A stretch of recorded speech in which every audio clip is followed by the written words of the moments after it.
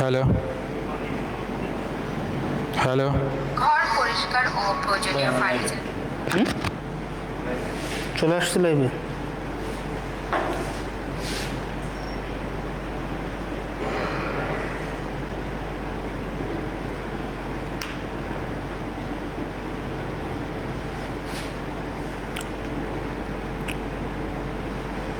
Second page.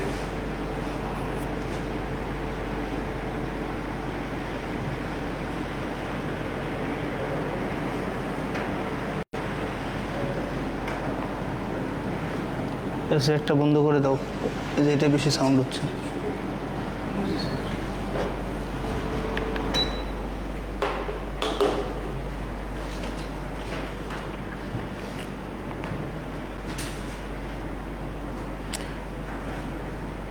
এটার ক্যাপশনে নাহিদ দেখো, আমি এটা কম পোস্ট করছি, পোস্টে যেটা আছে ওটা ক্যাপশনটা দিয়ে দাও।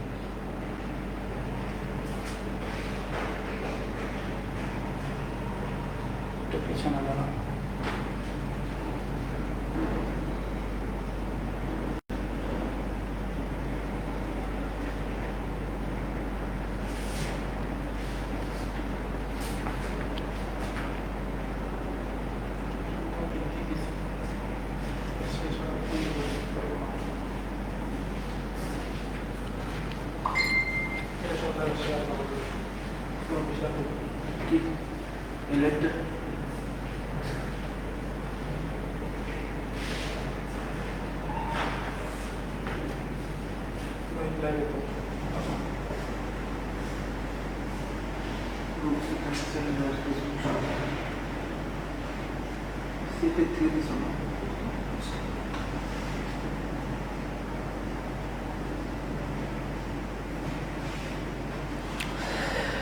হ্যালো, আসসালামু আলাইকুম। আমার কথা কি আপনারা স্পষ্ট শুনতে পাচ্ছেন কিনা একটু কমেন্ট করে জানান প্লিজ।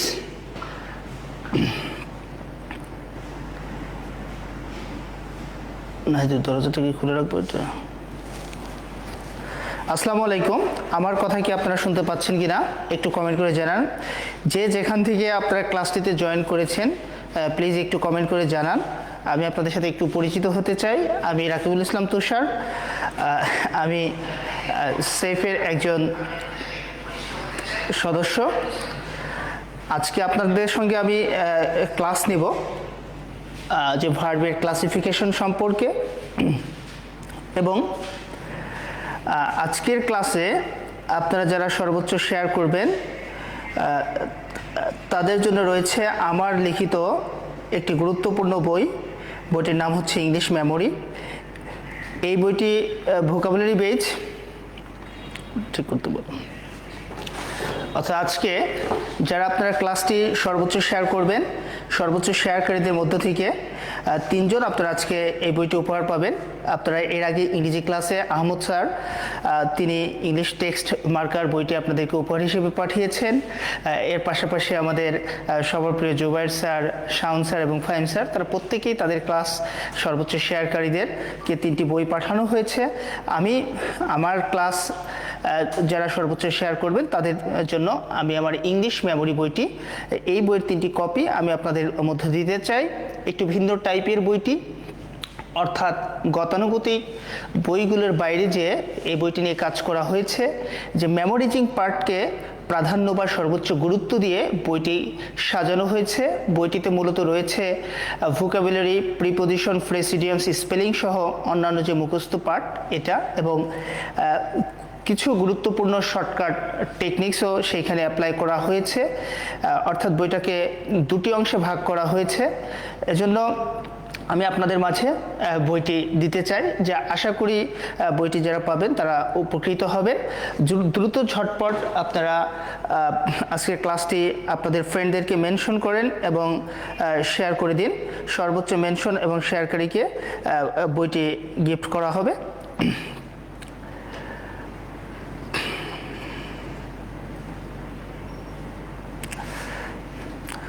যে অনেকেই সালাম দিয়েছেন, প্রত্যেকের জন্যই আমি একবারে বলতেছি যে ওয়ালাইকুম আসসালাম। আমি আলহামদুলিল্লাহ ভালো আছি। আশা করি আপনারাও সকলেই যে ভালো আছেন বা ভালো থাকুন, এই প্রত্যাশা আপনাদের জন্য রাখি। ওকে, তাহলে চলুন আজকের ক্লাসের মাধ্যমে আমরা যেটা জানতে চাই সেটি হচ্ছে ভার্ব অ্যান্ড ইটস ক্লাসিফিকেশন, অর্থাৎ ভার্ব এবং ভার্বের যে শ্রেণী বিন্যাস বা প্রকারভেদ রয়েছে এই বিষয় নিয়ে আমাদের আজকের ক্লাসটি আমরা ডেকোরেশন করব। ভার্ব একটা গুরুত্বপূর্ণ টপিকস এবং একটা বৃহৎ টপিকস। আজকে আমরা এটার উপরে আমরা হয়তো দুটি ক্লাস ডেকোরেশন করব। আজকে একটা পার্ট আমরা আপনাদেরকে করাবো এবং পরের ক্লাসে আমরা আরেকটি পার্ট নিয়ে আলোচনা করব। তাহলে আশা করি যে ইতোমধ্যে আপনারা সর্বোচ্চ শেয়ারও করে ফেলেছেন এবং মেনশনও করে দিয়েছেন আপনাদের বন্ধুদেরকে। তাহলে চলুন যে এই কাজের পাশাপাশি আমরা ক্লাসটি শুরু করি।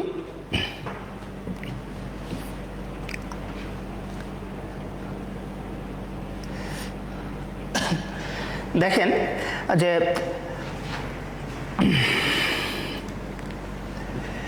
অর্থাৎ ভার্ব সম্পর্কে আমরা যদি বলি যে এভাবে বলতে পারি যে আমরা সকলেই জানি ভার্বের অর্থ কাজ, কিন্তু কাজের দৃষ্টিকোণ থেকে ভার্বকে আসলে দুটি শ্রেণীভুক্ত করা যায়। একটি ভার্ব দ্বারা কাজ করা বোঝাবে, অন্য ভার্বটি দ্বারা কাজ করা না বুঝিয়ে বরং নাউন বা প্রোনাউন নির্দেশ গুণ অবস্থার সংখ্যা পরিমাণ অর্থাৎ অনেকটা অ্যাডজেক্টিভের মতো আচরণ করবে। এই টাইপেরও দুটি ক্যাটাগরিতে আমরা ভাগ করে আজকে দেখাবো। যে আমরা প্রথমেই যে কাজটি করেছি যে ভার্ব হলো এমন শব্দ যা কোনো ব্যক্তি বস্তু সম্বন্ধে কিছু বলার জন্য ব্যবহৃত হয় এবং ইহা দ্বারা কিছু হওয়া, থাকা বা করা বোঝায়। অর্থাৎ যে ওয়ার্ড দ্বারা বাক্যের সাবজেক্টে কোনো কাজ সম্পাদন করা, হওয়া, বলা, থাকা ইত্যাদি বোঝায় তাকে ভার্ব বলে। এগুলো হচ্ছে বইয়ের গতানুগতিক ভাষাটা যেমন হয় তেমনই কিছু ভাষা আসলে এখানে প্রয়োগ করা হয়েছে। সবচেয়ে বড় কথা হচ্ছে আপনি যেটা মনে রাখবেন সেটা হচ্ছে ভার্ব হতে হলে আপনাকে শক্তি ক্ষয় হওয়া, কাজ করা এমনটা বোঝাতে হবে। অর্থাৎ আপনি যখন কোনো কাজ করতে যেয়ে শক্তি ক্ষয় হয় এমন ধরনের ভার্বকেই আমরা মূলত ভার্ব হিসেবে বিবেচনা করে থাকি। এই দৃষ্টিকোণ থেকে ভার্বকে আমরা দুটো ক্যাটাগরিতে ভার্ব করতে পারি। একটি হচ্ছে আপনার স্টেট ভার্ব বা অবস্থানধর্মী ভার্ব, আর একটি হচ্ছে ইভেন্ট ভার্ব বা ঘটনাধর্মী ভার্ব, বা আমরা এভাবেও বলতে পারি যে অ্যাকশন ভার্ব এবং নন অ্যাকশন ভার্ব। অর্থাৎ অ্যাকশন মানে যেগুলো দ্বারা কাজের সৃষ্টি হয়, আর নন অ্যাকশন যেগুলো দ্বারা কাজের সৃষ্টি হয় না বরং কি অবস্থানটা প্রকাশ করে। আশা করি এই বিষয়গুলো আপনারা ধারাবাহিকভাবে বুঝতে পারবেন। এর পরবর্তীতে আমরা যেটা বলেছি যে একটি বাক্যের অপরিহার্য অংশ হচ্ছে ভার্ব, কারণ ভার্ব ছাড়া কোনো ইংরেজি বাক্য গঠন করা যায় না। তাহলে ইংরেজি বাক্য তৈরি করার অন্যতম পূর্ব শর্ত হচ্ছে ভার্ব থাকতে হবে, আর সেই ভার্বটা হতে হবে অবশ্যই কোনো একটি ফাইনিট ভার্ব। এছাড়া ইংরেজি বাক্য গঠন করা পসিবল না। তাহলে দেখুন আপনাদের জন্য আমি কতগুলো কি নোট রেখেছি। The essential part of a sentence is verb. তাহলে ভার্ব হচ্ছে কি বাক্যের সবচেয়ে মৌলিক এবং গুরুত্বপূর্ণ অংশ। Without verb no sentence can be completed. অর্থাৎ ভার্ব ব্যতীত কোনো ইংরেজি বাক্য গঠন করা সম্ভব নয়। Every English sentence must have a verb. অর্থাৎ প্রত্যেকটি ইংরেজি বাক্যে অবশ্যই একটি ভার্ব থাকবে।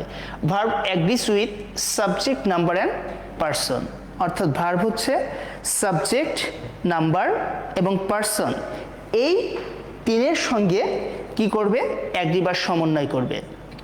তাহলে আপনারা এই জায়গাতে স্পষ্ট কিছু তথ্য ইতোমধ্যে পেয়ে গিয়েছেন যে ভার্বের আসলে কি কি কার্যাবলী থাকে বা কি কি বিষয় নিয়ে ভার্ব কাজ করে থাকে। তাহলে চলুন আমরা যদি যেমন এই জায়গা থেকে, এই বেসিক জায়গা থেকে এর পূর্বে এখান থেকে একটি কোশ্চেন সেট করা হয়েছিল ভার্ব অ্যাগ্রিজ উইথ, অর্থাৎ ভার্ব কার কার সাথে অ্যাগ্রি করবে। তাহলে আপনারা একটু ঝটপট করে উত্তর করে ফেলুন, কারণ কেবলই আমরা দেখেছি ভার্ব কার কার সঙ্গে অ্যাগ্রি করে। নিশ্চয়ই এতক্ষণে আপনারা ভুলে যাননি যে ভার্ব কি নাউনের সাথে অ্যাগ্রি করে, নাকি ভার্ব সাবজেক্ট, নাম্বার অ্যান্ড পার্সনের সাথে অ্যাগ্রি করে, নাকি অ্যাডজেক্টিভের সঙ্গে অ্যাগ্রি করে, নাকি প্রোনাউনের সঙ্গে অ্যাগ্রি করে। তাহলে আপনারা দ্রুত একটু কমেন্ট করে আমাকে উত্তর জানাতে পারেন আসলে ভার্ব কাকে অ্যাগ্রি করে বা কার সঙ্গে অ্যাগ্রি করে।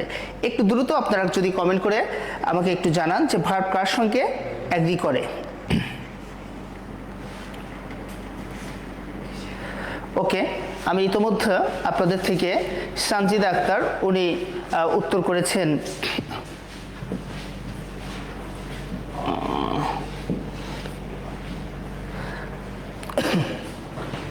আচ্ছা, যে সকলেই উত্তর করেছেন যে ভাইয়া বি নাম্বার উত্তর হবে, কারণ আপনারা ইতিমধ্যে বুঝে গিয়েছেন, যেহেতু আপনারা পড়েছেন সেহেতু সবাই পারবেন, এটাই স্বাভাবিক। ওকে, তারপরে হচ্ছে তামান্না তাসনিম লিখেছেন ভাইয়া আমি এখনও মেমোরি বইটা পড়ি। ধন্যবাদ তামান্না আপনাকে মেমোরি বইটি পড়ার জন্য। পরবর্তীতে তাহলে আমরা চলে যেতে পারবো, কারণ এগুলো বেসিক বিষয়গুলো আপনি সবই জানেন মোটামুটি। পরবর্তীতে 2 নম্বর কোশ্চেন যেটা করা হয়েছে, the essential part of a sentence. দেখেন এই যে আপনাদের জন্য যে কোশ্চেনগুলো সেট করা হয়েছে, এই কোশ্চেনগুলো কোনো না কোনো ভার্সিটি অ্যাডমিশন অথবা মেডিকেল অ্যাডমিশন অথবা জব পরীক্ষায় এই প্রশ্নগুলো এসেছে এবং সেই প্রশ্নগুলো নিয়ে আমরা আসলে কি করে থাকি, আলোচনা করে থাকি। অর্থাৎ সহজ বিষয় যে the essential part of a sentence. তাহলে আমি আপনাকে একটু ফিরে দেখে আসি যে আমি আপনাকে 4টি কি নোটের কথা বলেছিলাম। এই যে দেখেন এই 4টি কি নোট, এই 4টি কি নোট থেকে যে বারবার প্রশ্ন এসে থাকে, অর্থাৎ এই 4টি কি নোট একজন যে লার্নার হিসেবে আপনি সহজেই মনে রাখতে পারবেন যে the essential part of a sentence is verb, without verb no sentence can be completed, every English sentence must have a verb, verb agrees with subject, number and person। তাহলে চলুন আমরা 1 নম্বর কোশ্চেন পেয়েছি ইতিমধ্যে, তাহলে 2 নম্বর প্রশ্ন আমরা সবাই 2 নম্বর কোশ্চেনটিও আমরা সকলেই জানি যে এটার উত্তরটা কি হবে। তাহলে the essential part of a sentence playing verb headwords noun. ইতিমধ্যে কয়েকজন আপনারা প্রশ্নটি উত্তর করে ফেলেছেন যে স্টার জাহাজের যে ভাইয়া বি হবে, এটা আমরা আর সকলেই বুঝতে পারতেছি। ওকে, পরবর্তী কোশ্চেনে চলে যাই। আচ্ছা, আমাকে চিন্ময় রয় স্যার একক ভর্তি এক্সাম কি হবে, একক ভর্তি পরীক্ষা হবে কি হবে না এই বিষয় নিয়ে ইতোমধ্যে কর্তৃপক্ষ এক দফা মিটিং করেছেন এবং সামনে আরও ওনারা মিটিং করবেন। যে কর্তৃপক্ষর এমনটাই প্রত্যাশা, ওনারা একটি একক ভর্তি পরীক্ষার মধ্যে দিয়ে যেতে চান। এটা আসলে ওনাদের উপরে ছেড়ে দিন যে ওনারা যেটি চাচ্ছেন, ওনারা যেটি আমাদের উপরে নির্ধারণ করবেন আমরা সেটি যাব। এবং একক ভর্তি পরীক্ষা এটা আসলে আমি মনে করি যে এটা স্টুডেন্টদের জন্য খুবই উপকারী, কারণ বারবার বিভিন্ন জায়গায় পরীক্ষা দেওয়ার জন্য আপনাদের যেতে হবে না। আশা করি এটি যদি কার্যকর হয় তাহলে অ্যাডমিশন অনেক বেশি গতিশীল হবে। তাহলে চলুন এবার বোর্ড দেখা যাচ্ছে কিনা, বোর্ডে একটু সাদাই রয়েছে, যে আমরা এই জায়গায় যেটা আলোচনা করেছি সেটাকে আমরা একটু বোর্ডের মাধ্যমে প্রকাশ করতে পারি। আচ্ছা, তাহলে আমরা প্রথমে দেখো তো নাহিদ, এটা কি ভালো বোঝা যায় নাকি? আচ্ছা, নাকি ব্ল্যাক নেবের মধ্যে?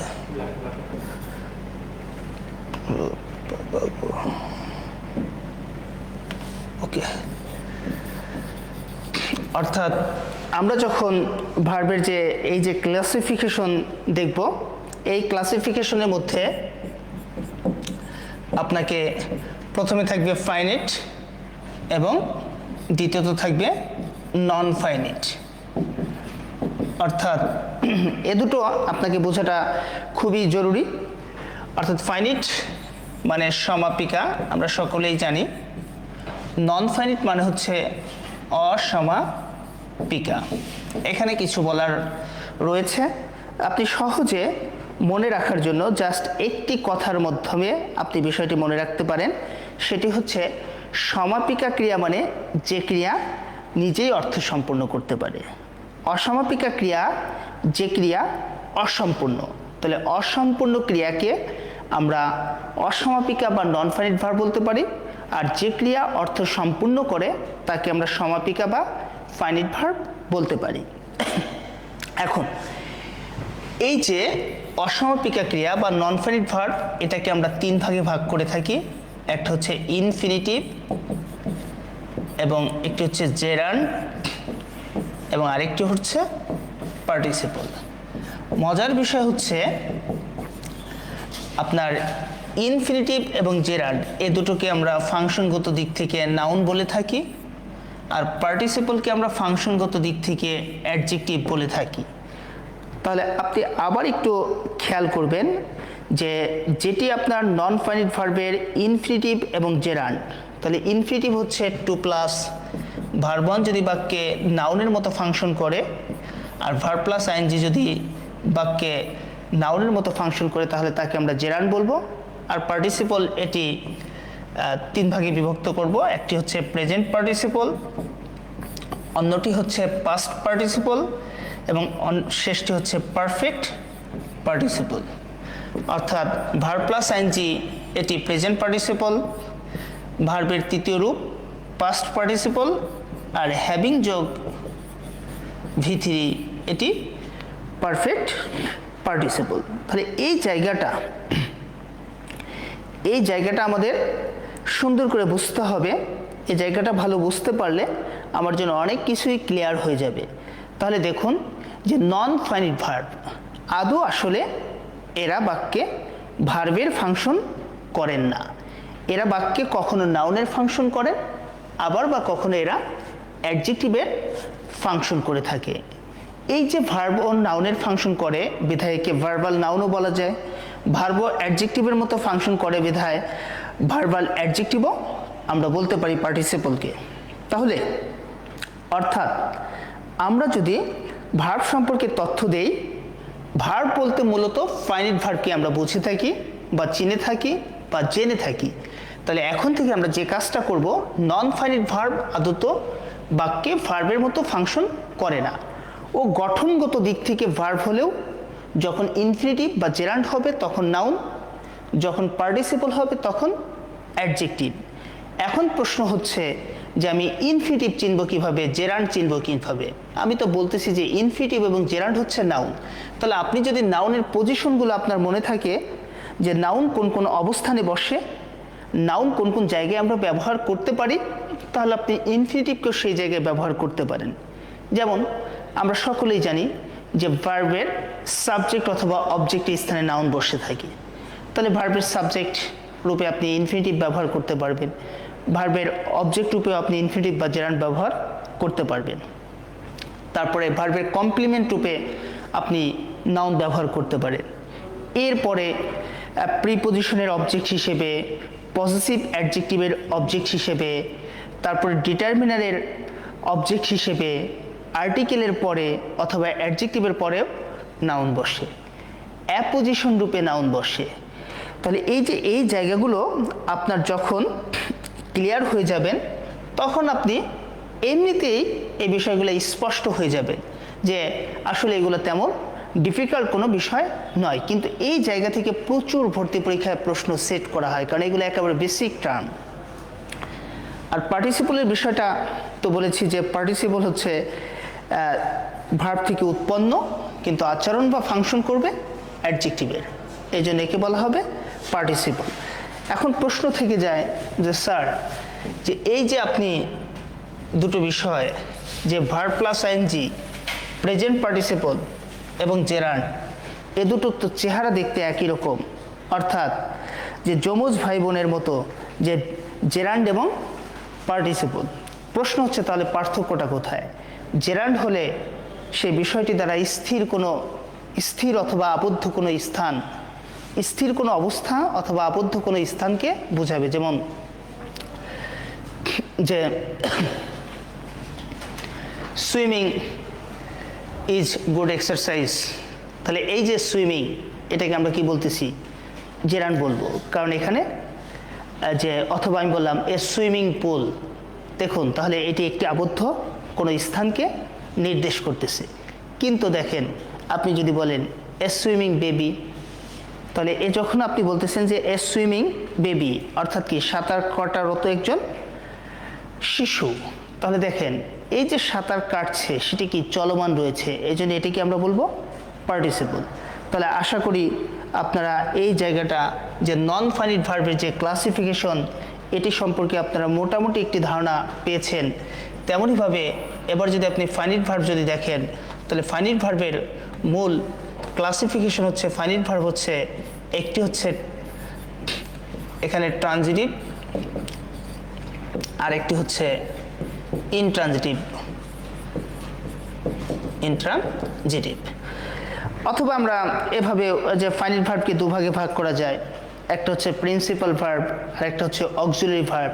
প্রিন্সিপাল হচ্ছে প্রধান ভার্ব আর অক্সিলারি হচ্ছে সহায়ক ভার্ব, অর্থাৎ প্রিন্সিপাল ভার্বের সাহায্যে অক্সিলারি ভার্ব বসতে পারে না। আমি ওই ক্লাসিফিকেশনে যাই না, কারণ ওগুলো আপনারা পারবেন, এটা নিয়ে কোনো সমস্যা নেই। প্রিন্সিপাল ভার্বের আবার দুটি রূপ, ট্রানজিটিভ, ইনট্রানজিটিভ। আপনার বুঝতে হবে এইখানে ট্রানজিটিভ ভার্ব এবং ইনট্রানজিটিভ ভার্বের পার্থক্য বা ব্যবধানটা ভালো করে না বুঝলে এখানে সমস্যা আছে। তাহলে ট্রানজিটিভ ভার্বটা কি? ট্রানজিটিভ ভার্ব হচ্ছে বাংলা হচ্ছে সকর্মক ক্রিয়া, অর্থাৎ যে ক্রিয়া বা ভার্বের অবজেক্ট বা কর্মপদ থাকবে, অর্থাৎ ভার্বকে কি অথবা কাকে দিয়ে প্রশ্ন করে উত্তর পাবেন, তাকেই আমরা ট্রানজিটিভ ভার্ব বলবো। আর ইনট্রানজিটিভ ভার্বের প্রধান বৈশিষ্ট্য হচ্ছে অবজেক্ট থাকা যাবে না, এরপরে আপনার অ্যাডভার্বিয়াল বা মডিফায়ার বা প্রিপজিশনাল ফ্রেজ বসবে, অথবা ফাঁকা থাকতে পারে, অর্থাৎ ইনট্রানজিটিভ ভার্বের পরে আর কিছু বাক্যে নাও বসতে পারে। এখন হচ্ছে যে অ্যাডভার্বিয়াল বা মডিফায়ারটা কি, যে ম্যানার, প্লেস, টাইম, রিজন, এমপিটিআর, এগুলোও যদি থাকে তাহলে তাকে আমরা অ্যাডভার্বিয়াল বলে থাকি। অর্থাৎ আপনি কোনো ভার্বকে যদি কি বা কাকে দিয়ে প্রশ্ন করে উত্তর না পান, তখন কিভাবে, কোথায়, কখন, কেন, এই ধরনের প্রশ্ন করে যদি উত্তর পান, তাহলে তাকে আমরা অ্যাডভার্বিয়াল বলে থাকি বা মডিফায়ার বলে থাকি। আর প্রিপজিশনাল ফ্রেজ সম্পর্কে বলার যেটি রয়েছে, প্রিপজিশনের পরে আমরা সাধারণত জানি নাউন বসি, কিন্তু সব নাউনই কিন্তু অবজেক্ট না। প্রিপজিশনের পরে যে নাউনটা বসবে সেটা কখনোই অবজেক্ট হিসেবে বসবে না, সেটাকে আমরা অ্যাডভার্বিয়াল হিসেবে বলে থাকি, বা সেটি ফাংশন করে অ্যাডভার্বের মতো। তাহলে চলুন আমরা বিষয়টি একটু আগের জায়গা থেকে যে দেখি যে আসলে এখানে কীভাবে ক্লাসিফাইড করা হয়েছিল, এটা আমরা প্র্যাকটিস করতে করতে পেরে যাব ইনশাআল্লাহ, সমস্যা নেই। তাহলে এখন আমরা যে প্র্যাকটিস সেশনে চলে যেতে চাই, যে আমার এই চার্ট এখন দরকার নেই, প্র্যাকটিস করতে করতে চার্ট এমনি আমার কাছে চলে আসবে। তাহলে দেখুন এখানে একটি কোশ্চেন রাখা হয়েছে, question number 3, I did the work. Here did is a বা অ্যান, তাহলে ডিডটা আসলে কি হবে? তাহলে আপনারা একটু দ্রুত একটু কমেন্ট করে জানান প্লিজ, যে আই ডিড দ্য ওয়ার্ক, ডিডকে আসলে আমরা কী ভার্ব বলবো? অক্সিলারি ভার্ব বলবো, নাকি উইক ভার্ব বলবো, নাকি স্ট্রং ভার্ব বলবো, নাকি প্রিন্সিপাল ভার্ব বলবো?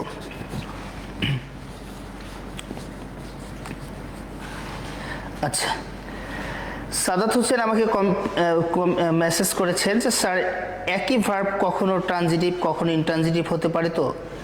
হ্যাঁ ভাইয়া, আপনি মনে রাখবেন যে শুধুমাত্র 3টি ভার্ব ব্যতীত, প্রবলেম ভার্বের রাইজ, তারপর হচ্ছে লাই এবং সিট, এই 3টিকে আমরা বলি ইনট্রানজিটিভ।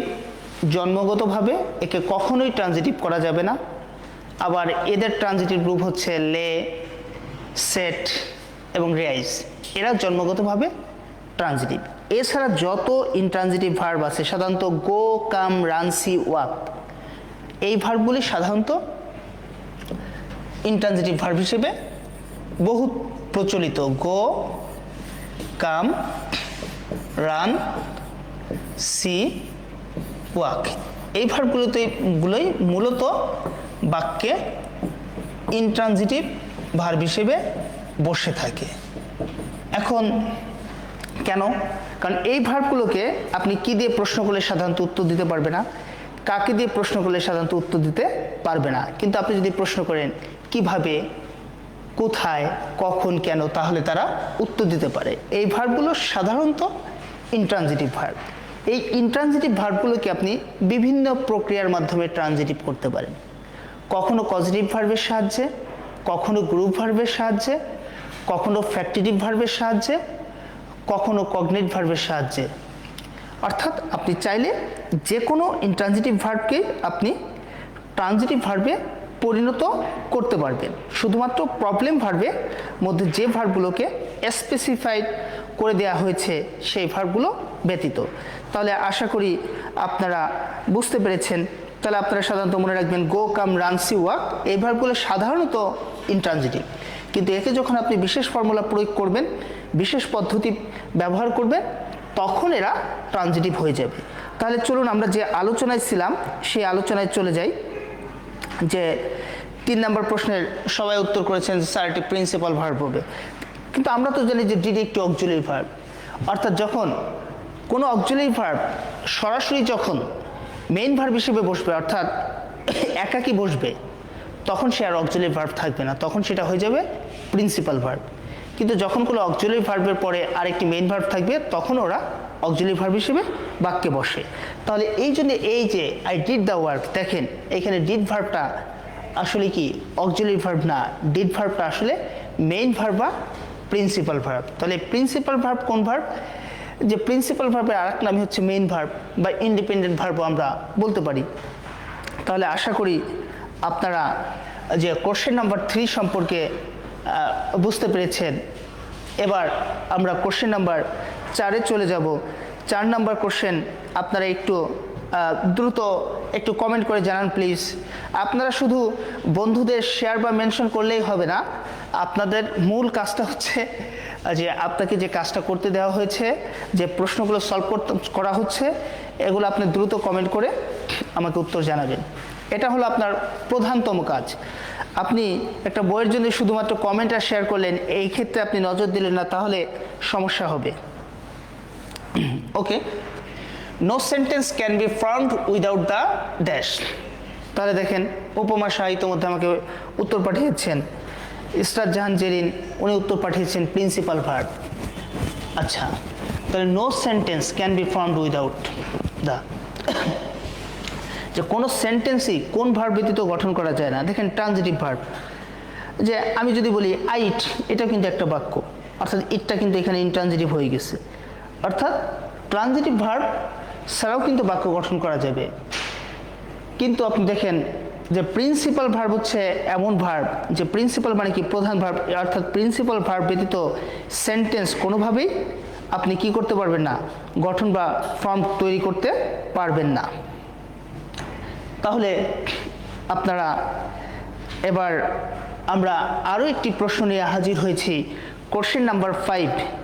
আপনারা 5 নম্বর প্রশ্নটির দিকে যদি লক্ষ্য করুন, সকলে 5 নম্বর প্রশ্নের দিকে লক্ষ্য করলে আপনারা জানতে পারবেন I am in class 12, I am in class 12। তাহলে এই যে আই এম ইন ক্লাস 12, এখানে এমটাকে আসলে আমরা কি বলবো, এটা হলো আপনাদের কাছে প্রশ্ন।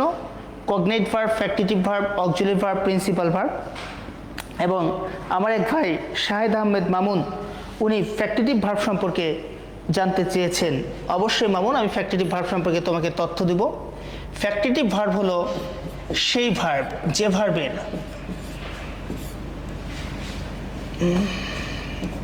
ভার্বের দেখেন অবজেক্ট প্লাস কমপ্লিমেন্টের প্রয়োজন হয় বাক্য সম্পূর্ণ করতে। মনে রাখবেন, যে ভার্বের অর্থ সম্পূর্ণ করার জন্য শুধু অবজেক্ট দিলেও হয় না, তাকে অবজেক্টের পরে একটি কমপ্লিমেন্ট আনার প্রয়োজন হয়, সেই ভার্বকে আমরা ফ্যাক্টিটিভ ভার্ব বলে থাকি। যেমন দেখেন উই ফাউন্ড হিম ডেড। একটু খেয়াল করে দেখবেন মামুন, আমি যদি বলতাম যে উই ফাউন্ড হিম, আমরা তাকে পেলাম, দেখেন আমরা কাকে পেলাম, তাকে পেলাম। তাহলে এই যে তাকে পাওয়ার পরেও আপনার মাঝে অনেকগুলো প্রশ্ন জাগে, কি অবস্থায় পেলাম, কেন পেলাম, কোথায় পেলাম, এই ধরনের নানান প্রশ্ন জন্মে এবং বাক্যটা কি আসলে অসম্পূর্ণ থেকে যায়। তাহলে আমি যদি এখানে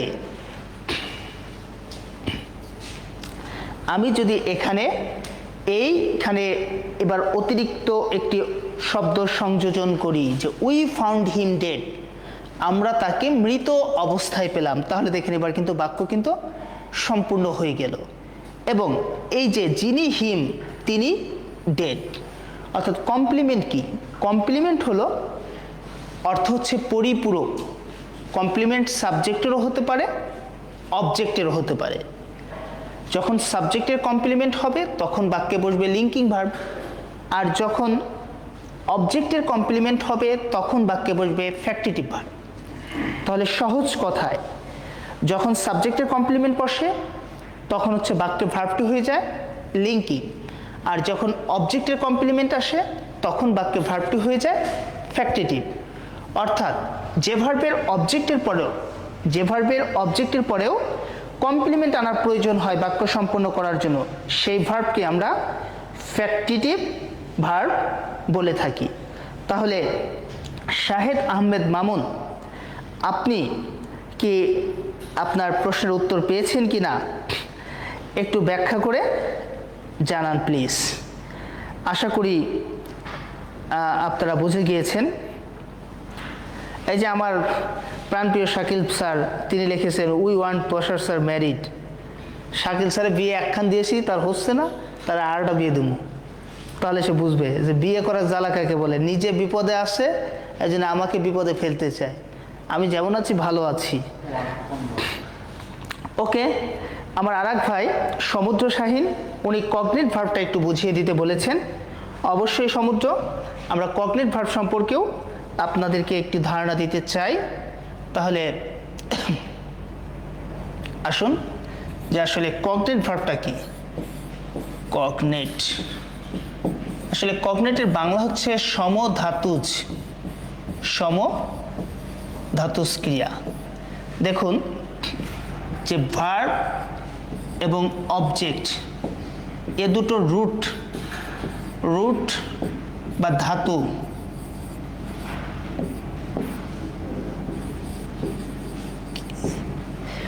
অর্থাৎ যদি কোনো ভার্বের, সমুদ্র ভালো করে মনে রাখবেন, যদি কোনো ভার্বের ভার্ব এবং অবজেক্ট, অর্থাৎ ভার্ব এবং অবজেক্ট যদি একই ধাতু থেকে উৎপন্ন হয় তাহলেই তাকে আমরা বলে থাকি কগনিট ভার্ব।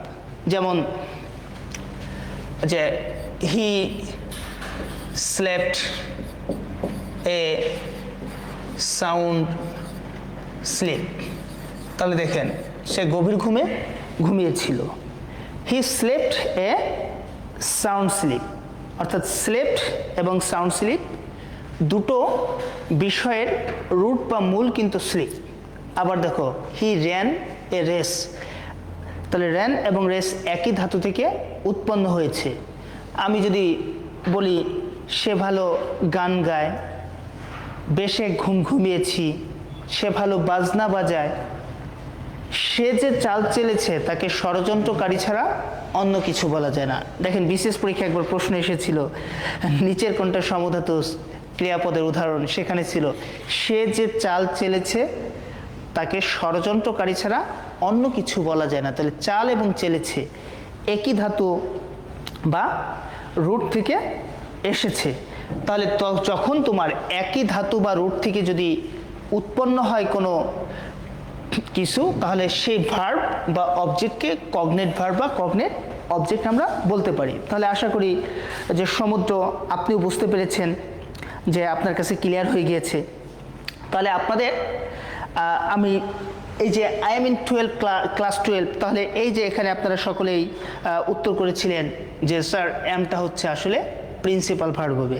কারণ আমি আপনাদেরকে বলেছিলাম যে যখন কোনো অক্সিলারি ভার্ব একাকী বাক্যে বসে তখন আর সে অক্সিলারি থাকে না, তখন সে প্রিন্সিপাল ভার্ব হয়ে যায়। তাহলে দেখেন এম এর পরে কিন্তু অন্য কোনো মেইন ভার্ব আসে নাই, তাহলে এমটা আসলে কি হয়ে গেছে, এখানে প্রিন্সিপাল বা মেইন ভার্ব হয়ে গিয়েছে। তাহলে আপনাদের সাথে আমাদের আজকের ক্লাসের ব্যাপারে একটা কন্ট্যাক্ট ছিল যে যারা আজকের ক্লাসটা সর্বোচ্চ শেয়ার করবেন এবং আপনার বন্ধুদের সর্বোচ্চ মেনশন করবেন, তাদের 3-6 জনকে আমি এই বইটি আপনাদেরকে উপহার হিসেবে প্রেরণ করব। দেখেন বইটা দেখতে খুবই স্মার্ট এবং হ্যান্ডসাম, যে আশা করি আপনারা বইটি পড়েও মজা পাবেন। বইয়ের ভিতরে আপনাদের জন্য অনেকগুলা টপিকস নিয়ে আলোচনা করা হয়েছে। ইংরেজি শেখার সবচেয়ে গুরুত্বপূর্ণ টার্মই হচ্ছে মেমোরাইজিং পার্ট। আপনি অন্যর থেকে তখনই এগিয়ে যাবেন যখন আপনি মেমোরাইজিং পার্টটা ভালো করে আয়ত্ত করতে পারবেন। আর মেমোরাইজিং পার্ট হচ্ছে এমন একটা পার্ট যেটা টিচার আপনাকে যতটুকু আয়ত্ত করাবে তার থেকে অনেক বেশি নিজে নিজে আয়ত্ত করার সুযোগ রয়েছে, অর্থাৎ এটাকে আপনার নিজের উপরে প্রভাবটা বেশি ফেলতে হবে। তবে আমি আমার বইতে যে কাজটি করেছি সেটি হলো যে আমি কিছু শর্টকাট টেকনিক পদ্ধতি প্রয়োগ করেছি। দেখবেন যে আমার যে সহজে প্রিপোজিশন শেখার কৌশল এই টাইপের কিছু গুরুত্বপূর্ণ নোটস বিভিন্ন গুরুত্বপূর্ণ পেজগুলোতে হাজার হাজার শেয়ার হয়েছে। অর্থাৎ এরকম কিছু টেকনিক্স আপনাদেরকে আমি দিয়ে বইটি সাজিয়েছি, যেগুলো আমি বিভিন্ন সোর্স থেকে আমি পেয়েছি, বিভিন্ন বই থেকে পেয়েছি। যে আমি যে এটা যে একেবারে আমার যে খুব বেশি কারিশমা বিষয়টা এমন না। যাই হোক, ধন্যবাদ। তাহলে আপনারা যারা এখনো পর্যন্ত শেয়ার মেনশন কম করেছেন তারা তাদের সর্বোচ্চ বন্ধু পাখিদের বেশি বেশি শেয়ার করেন, যে পাখিদের মাধ্যমে বেশি বেশি শেয়ার করবেন তাহলে ভালো হবে। ওকে, তাহলে আমরা কোশ্চেন নাম্বার 5 আশা করি বুঝে গিয়েছি। তাহলে এবার নতুন একটি কোশ্চেন নিয়ে আমরা আলোচনা করতে চাই। দেখুন আপনারা সবাই একটু, যে question number 6, we should obey the laws, here the verb obey is. তাহলে এটিও আপনাদের পারার কথা, যে এইখানে অবেটা কি। আমরা সকলেই জানি শুড হচ্ছে একটি মডেল ভার্ব, আর মডেল ভার্বের পরে সবসময় কী ভার্ব বসে এটা আপনারা দ্রুত আমাকে একটু কমেন্ট করে জানান, দ্রুত কমেন্ট করে জানান। আপনারা শেয়ার থেকে বেশি আমার প্রশ্নের রিপ্লাই দ্রুত করবেন। আচ্ছা, সাদাত হোসেন আমাকে একটি কমেন্ট করেছে, হি ইজ এ ক্রিকেটার। এখানে হি সাবজেক্টের কমপ্লিমেন্ট হিসেবে ক্রিকেটার বসেছে, তাই মাঝে লিঙ্কিং ভার্ব বসেছে। এটা ঠিক আছে স্যার? ইয়েস। তুমি মনে রাখবা সাদাত বা এভরিওয়ান, যখন সাবজেক্টের কমপ্লিমেন্ট হওয়া মানেই বাক্যে লিঙ্কিং ভার্ব, আর অবজেক্টের কমপ্লিমেন্ট হওয়া মানেই বাক্যে ফ্যাক্টিটিভ ভার্ব। সহজ হিসাব। দেখো, ফ্যাক্টিটিভ একটি ট্রানজিটিভ ভার্ব, কিন্তু লিঙ্কিং কিন্তু ট্রানজিটিভ ভার্ব না। Factitive transitive verb, transitive verb হওয়া সত্ত্বেও মানে বাক্য অবজেক্ট বসা সত্ত্বেও বাক্যটি অসম্পূর্ণ থাকে। তাহলে আশা করি ক্লিয়ার।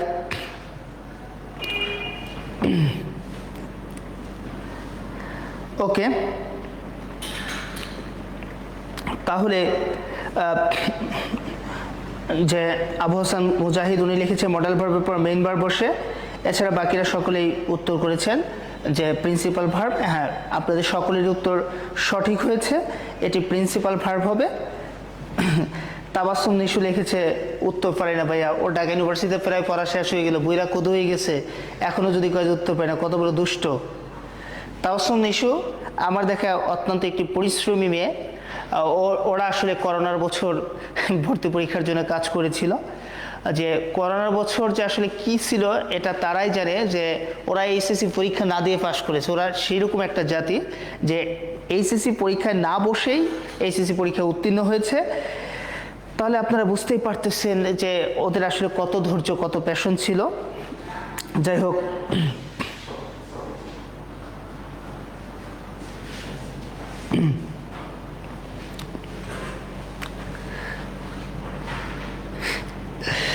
যে আমার প্রিয় ছোট ভাই ফাহিম, সে লিখেছে, সে অ্যাটেনশন নেওয়ার জন্য লিখেছে, সেফের সবচেয়ে ইনোসেন্ট দেখতে তুষার ভাই হলেও আসলে আমি।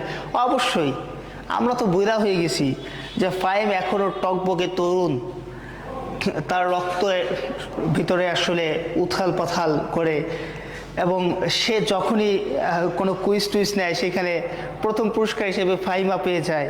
এর রহস্যই আমরা আজও অনুসন্ধান করতে পারিনি। তো ফাহিম ভাই আমাদের সবচেয়ে জনপ্রিয় শিক্ষকদের একজন, যে উনি দেখতে খুবই হ্যান্ডসাম, হিরোদের মতো, একেবারে তামিল মুভির নায়ক আমার ভাই, যে সে সবচেয়ে বেশি আমাদের মতো হ্যান্ডসাম, অবশ্যই হ্যান্ডসাম বেশি। আচ্ছা, আবুর হাত ভাইয়া, অবজেক্ট এর কমপ্লিমেন্ট মানে কোন ভার্ব একটু বলবেন? আচ্ছা ভাইয়া, অবজেক্ট হতে হলে বাক্যের ভার্বটা হবে ট্রানজিটিভ, অর্থাৎ যে ভার্বকে তুমি কি বা কাকে দিয়ে প্রশ্ন করে এই দুটির যে কোনো একটি বা উভয়েরই উত্তর পেতে পারো, তাহলে তাকে বলা হবে অবজেক্ট। আর কমপ্লিমেন্ট হলো নাউনের পরিপূরক বাংলা হিসাব। এবার যখন বাক্যে লিঙ্কিং ভার্ব বসবে, লিঙ্কিং ভার্বের পরে কমপ্লিমেন্ট আসবে। এখন লিঙ্কিং ভার্ব হচ্ছে একটি বিশেষ শ্রেণীর ভার্ব, যে ভার্বকে আসলে কি বা কাকে দিয়ে প্রশ্ন করলে উত্তর দিতে পারবে না। কেন পারবে না? কারণ লিঙ্কিং ভার্ব দ্বারা সাধারণত কাজ করা বোঝায় না, অর্থাৎ যে ভার্ব দ্বারা কোনো অ্যাকশন করা বোঝায় না সেই ভার্বকে প্রশ্ন করা যায় না। তখন কি করতে হয়? তখন প্রশ্নটা করতে হয় সাবজেক্টকে। যেমন মনে করো আই এম এ টিচার, তাহলে কে আমি? তাহলে আমি হচ্ছে একজন শিক্ষক, তাহলে আমার একটা পরিচয় বহন করতেছে। তাহলে আই সমান সমান এ টিচার। বাট দেখো আই ইট রাইস, যে কি খাই? তাহলে ভাত খাই। দেখো আই সমান সমান কিন্তু রাইস হচ্ছে না, অর্থাৎ যিনি সাবজেক্ট এবং অবজেক্ট একই ব্যক্তি বা বস্তু নয়, কিন্তু সাবজেক্ট এবং কমপ্লিমেন্ট একই ব্যক্তি বা বস্তু। এই জন্য কমপ্লিমেন্টকে বলা হয় পরিপূরক। তাহলে আশা করি আপনারা বুঝতে পেরেছেন। আবু রাহাত, আপনি কমেন্ট করে জানাবেন যে আপনার কাছে বিষয়টা স্পষ্ট বা ক্লিয়ার হয়েছে কিনা।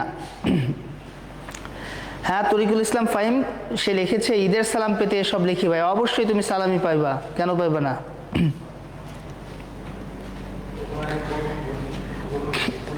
রিজভি আহমেদ ফিয়াস লিখেছে ভাই কুরবানির গরুর ভুঁড়ি পরিষ্কার করার জন্য হলে আপনার একটা বিয়ে করা জরুরি। এই হাম বাগুদাগার, এই যে তোদের যে আমি ফুসি পাইলে বসে রাখছি, তোরা পরিষ্কার করে দিবি? তোরা থাকতে কি আমার কি এগুলা লাগে? দুষ্ট ছেলে কোথাকার। ওকে, তাহলে আপনারা সবাই কোশ্চেন নাম্বার 6 বুঝে গিয়েছেন।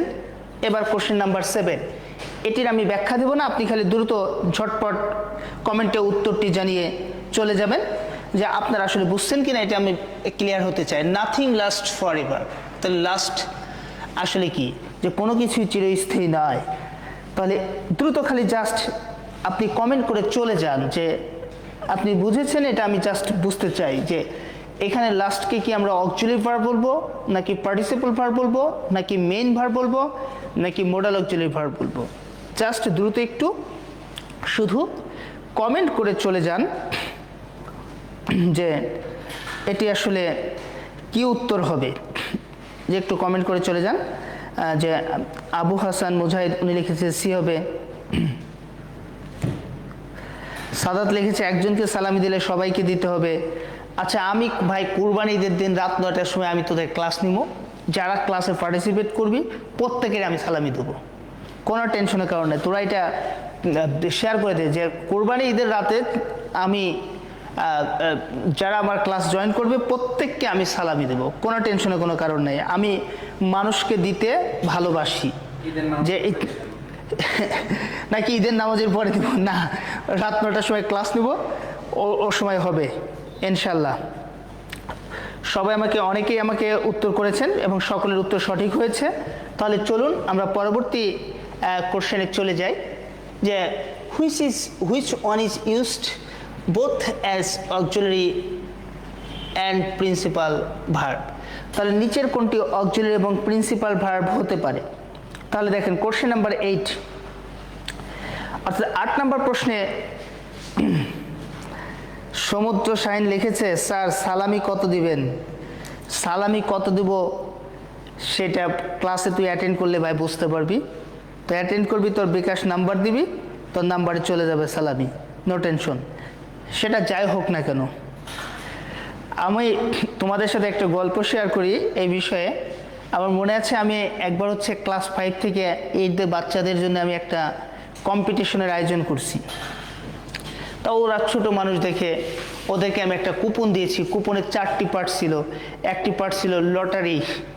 তা আমাকে জিজ্ঞাসা করছে টিচার তুমি লটারিতে কি পুরস্কার দেবে? আমি বলছি লটারির পুরস্কার হচ্ছে, প্রথম পুরস্কার হচ্ছে 1 কোটি টাকা। ভালো কথা।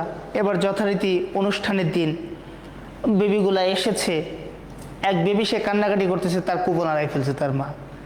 এখন সে বলতেছে আমার 1 কোটি টাকা শেষ, আমি এখন কি করব, ধ্বংস হয়ে যাচ্ছে, মানে কান্নাকাটি করে। এবার ওর আম্মু আমার কাছে আসছে, আমি তাকে আরেকটি কুপন দিয়েছি। তাহলে ভাই এখন কুপনে আমি 1 কোটি টাকা দিব না 1 টাকা দিব সেটা তো আমার ব্যাপার। সালামি 1 টাকা দিলেও তুমি সালামি, 100 টাকা দিলেও সালামি, 1000 টাকা দিলেও সালামি। আমি কাউকে নিরাশ করবো না ইনশাল্লাহ, এটুকু আমি কথা দিলাম তোমাদের। তাহলে 8 নম্বর প্রশ্নের সকলেই আমাকে উত্তর করেছেন ডি, এবং সকলেরই উত্তর সঠিক হয়েছে। তাহলে আপনারা ঝটপট এবার 9 নম্বরে আমরা একটু ব্যতিক্রম টাইপের কোশ্চেন দিয়েছি। তাহলে আপনারা কি ক্লাসটি কি সর্বোচ্চ শেয়ার করতেছেন? আমি এটা দেখতে চাই যে আপনারা যেন আমার ক্লাসে আজকে সর্বোচ্চ শেয়ার করবেন, যে আপনাদের পূর্বের টিচারগণ যারা ক্লাস শেয়ার করেছেন যে 1000 2000 আপনারা নাকি শেয়ার করেছেন, তাহলে আমি আমার ক্লাস যদি সর্বোচ্চ শেয়ার না হয়, সর্বোচ্চ বন্ধুদের মেনশন না করেন, তাহলে তো আমার মান সম্মান থাকবে না রে ভাই। দ্রুত ঝটপট শেয়ার আর মেনশন করবেন, সর্বোচ্চ সর্বোচ্চ সর্বোচ্চ করলে আমি বেশি পুরস্কার দেবো আরও। যান তাহলে আসেন এবার হচ্ছে আপনারা যদি সর্বোচ্চ আজকে যদি সর্বোচ্চ মেনশন করতে পারেন, শেয়ার দিতে পারেন, মেনশন করতে পারেন, যে সবার থেকে বেশি হয়, তাহলে আমি 3 জনের জায়গায় আমি 6 জন করে দিব। কোনো টেনশনের কোনো কারণ নাই, যে আমি কথা দিলাম আমি যে 6 জনকে পুরস্কার দেবে, কিন্তু সেটা কন্ডিশন একটাই, যে পূর্বে ছাড়া যত আপনারা কমেন্ট করেছেন, যত শেয়ার করেছেন, মেনশন করেছেন, তার থেকে আমার দ্বিগুণ করতে হবে। যদি করতে পারেন তাহলে এটা করব। ওকে, এবার দেখেন যে আই প্লে ফুটবল। দেখুন এই যে 9 নম্বর প্রশ্নে, এটি কিন্তু আপনাকে কিন্তু এই ধরনের প্রশ্ন, এই প্রশ্নটি নিয়েছি জিএসটিতে, গত বছর এই প্রশ্নটি এসেছিল। অনেকে উত্তর ফাইনিট ভার্ব করেন, অনেকে উত্তর ট্রানজিটিভ ভার্ব করেন। আসলে আমরা উত্তরটা আসলে কি নিব, যে যেমন আবু হাসান মুজাহিদ ভাইয়া লিখেছেন, ভাইয়া ট্রানজিটিভ অ্যান্ড ফাইনিট দুটোই হবে। দেখুন ফাইনিট ভার্ব হচ্ছে প্রিন্সিপাল এবং অক্সিলারি ভার্ব, 2 প্রকার। প্রিন্সিপাল ভার্বের আবার 2টো রূপ, ট্রানজিটিভ, ইনট্রানজিটিভ। অর্থাৎ প্রিন্সিপাল ভার্ব হলে ট্রানজিটিভও হতে পারে, ইনট্রানজিটিভও হতে পারে। ট্রানজিটিভের বৈশিষ্ট্য কি? যার অবজেক্ট বা কর্মপদ থাকবে। ইনট্রানজিটিভের বৈশিষ্ট্য কি? যার অবজেক্ট বা কর্মপদ থাকবে না। তাহলে এই প্রশ্নের উত্তর যে যদি আপনি ফাইনিট ভার্ব করেন, তাহলে তখন কি হয়ে যাবে? আপনার সঠিক উত্তর হচ্ছে 50%, মানে অর্ধেক উত্তর সঠিক, আর অর্ধেক উত্তর কি সঠিক নয়। কিন্তু আপনি যখন ট্রানজিটিভ ভার্ব করবেন, তখন এটার উত্তর 100% সঠিক। কেন সঠিক? কারণ প্লে ভার্বের অবজেক্ট রয়েছে। কিন্তু ফাইনিট ভার্ব করলে কি, সেটা তো ট্রানজিটিভ হয়, ইনট্রানজিটিভ হয়, ইনট্রানজিটিভে তো আর অবজেক্ট থাকে না, সেই হিসেবে আপনি ফাইনিট ভার্ব উত্তর করতে পারবেন না। যদি অপশনে ট্রানজিটিভ ভার্ব না থাকে, তখন উত্তর করবে ফাইনিট ভার্ব। আর ফাইনিট ভার্ব থাকলে তখন উত্তর, ট্রানজিটিভ ভার্ব থাকলে তখন উত্তর কোনো অবস্থাতেই ফাইনিট ভার্ব করা যাবে না। তাহলে আশা করি আপনারা বুঝতে পেরেছেন। আবু হাসান মুজাহিদ আপনি সঠিক, কিন্তু আপনার এই জায়গায় একটু কিঞ্চিত পরিবর্তন করে নিতে হবে, তাহলে আশা করি আর আপনার ভুল হবে না। সাদাত হোসেন লিখছে, স্যার আমার তো বন্ধু লিস্ট একবারে ছোট, আমাকে আল্লাহর নামে এমনি এমনি বই একটা দিয়ে দেন, রেজাল্ট ভালো করে দেখিয়ে দেব। সাদাত তুই তো সব শেয়ার করবি, তোর যত পাখি আছে সব পাখিদের শেয়ার করবি, পাখিদের আবার শেয়ার করতে বলবি, তাহলে সর্বোচ্চ হয়ে যাবে, নো টেনশন। তাহলে আপনারা এই যে 9 নম্বর কোশ্চেন কিন্তু অনেকেই প্রশ্নটা ভুল দাগান, ভুল করে ফেলেন। আপনি যাতে ভুল না করেন এই বিষয়ে আপনি সজাগ থাকবেন। এই টাইপের কোশ্চেন কিন্তু আপনাকে ভর্তি পরীক্ষা দিয়ে আপনাকে পাতা ফাঁদে পা দিতে বলা হয়।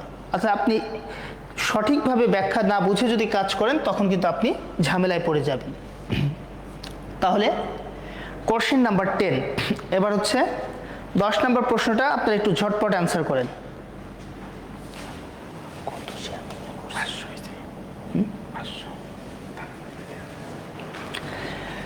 তাহলে কোশ্চেন নাম্বার 10, 10 নম্বর প্রশ্ন হচ্ছে, which of the following makes correct use of transitive verb? The policeman stopped the car, he speaks loudly, how do you do, some of the gifts are very expensive. তাহলে দ্রুত আপনারা 10 নম্বর প্রশ্ন উত্তর করেন। শুধু শেয়ার মেনশন করলেই হবে না রে সোনারা, উত্তরও করতে হবে। পড়াশোনা আগে, তারপরে শেয়ার মেনশন। অবশ্যই শেয়ার মেনশন করবেন, সর্বোচ্চ কিন্তু হইতে হবে, নইলে কিন্তু মান সম্মান আমার থাকবে না। যে দ্রুত করেন, দ্রুত। ইতোমধ্যে আপনারা 10 নম্বর প্রশ্নের উত্তর করে ফেলেছেন। দ্য পুলিশম্যান স্টপড দ্য কার, দেখেন অর্থাৎ কি থামালো পুলিশ? কারকে থামিয়েছে, অর্থাৎ তাহলে কি অবজেক্ট আছে, মানে কি এটি ট্রানজিটিভ ভার্ব হবে। ভালো কথা। এখন আমরা বাকিগুলো একটু দেখি। হি স্পিক্স লাউডলি, দেখেন স্পিক ভার্বের পরে কি আছে? লাউডলি আছে। এর মানে কি লাউডলি কি অ্যাডভার্ব অফ ম্যানার, যার কারণে এটি কি অবজেক্ট নাই। হাউ ডু ইউ ডু, এই বাক্যে কি কোনো অবজেক্ট নেই, কারণ ইউ হচ্ছে কি এখানে subject. Some of the gifts are very expensive, দেখেন ওয়ার হচ্ছে কি যখন কোনো বিভার্ব মেইন ভার্ব হয় তখন বিভার্বটা হয়ে যায় লিঙ্কিং ভার্ব, আর লিঙ্কিং ভার্বের পরে কখনো অবজেক্ট থাকে না। তাহলে ভেরি এক্সপেন্সিভ, এক্সপেন্সিভ একটা অ্যাডজেক্টিভ, একে মডিফাই করেছে ভেরি, তাহলে ভেরি কি অ্যাডভার্ব। ওকে, তাহলে আপনারা মোটামুটি মাশাআল্লাহ সকলেই 10 নম্বর প্রশ্ন উত্তর এ করেছেন, তাহলে বুঝতে পেরেছেন। আর এই যে বুঝতে পেরেছেন এই জন্য আপনাদেরকে ধন্যবাদ। ওকে, আপনারা একটু আমাকে একটু কমেন্ট করে জানান যে আসলে কি আমার ব্যাখ্যাগুলোকে আপনারা বুঝতে পারেন কিনা, আপনাদেরকে ক্লিয়ার হয় কিনা, স্পষ্ট হয় কিনা, আমাকে একটু কমেন্ট করে জানাবেন প্লিজ, যে আমার ব্যাখ্যাগুলো আপনাদেরকে হেল্পফুল হচ্ছে কিনা। না হলে আমাকে বলতে হবে, কোনো টেনশনের কোনো কারণ নাই, যে আপনি আমাকে যে সবভাবে বলতে পারেন যে আপনার কাছে কি এগুলো হেল্পফুল হচ্ছে কিনা, না হলে আমাকে কমেন্ট করে জানাবেন। আচ্ছা, আমাকে আবু রাহাত বলেছে ভাইয়া ডি নাম্বার ব্যাখ্যা করতে বলছে। জি রাহাত, আপনি মনে রাখবেন যখন কোনো বিভার্ব মেইন ভার্ব তখন বিভার্বটা লিঙ্কিং ভার্ব, আর লিঙ্কিং ভার্বের পরে যা বসে সেটা হলো কমপ্লিমেন্ট, সেটা কখনো অবজেক্ট হবে না। সুতরাং এটি আপনার ট্রানজিটিভ ভার্ব হতে পারতেছে না। আশা করি ক্লিয়ার।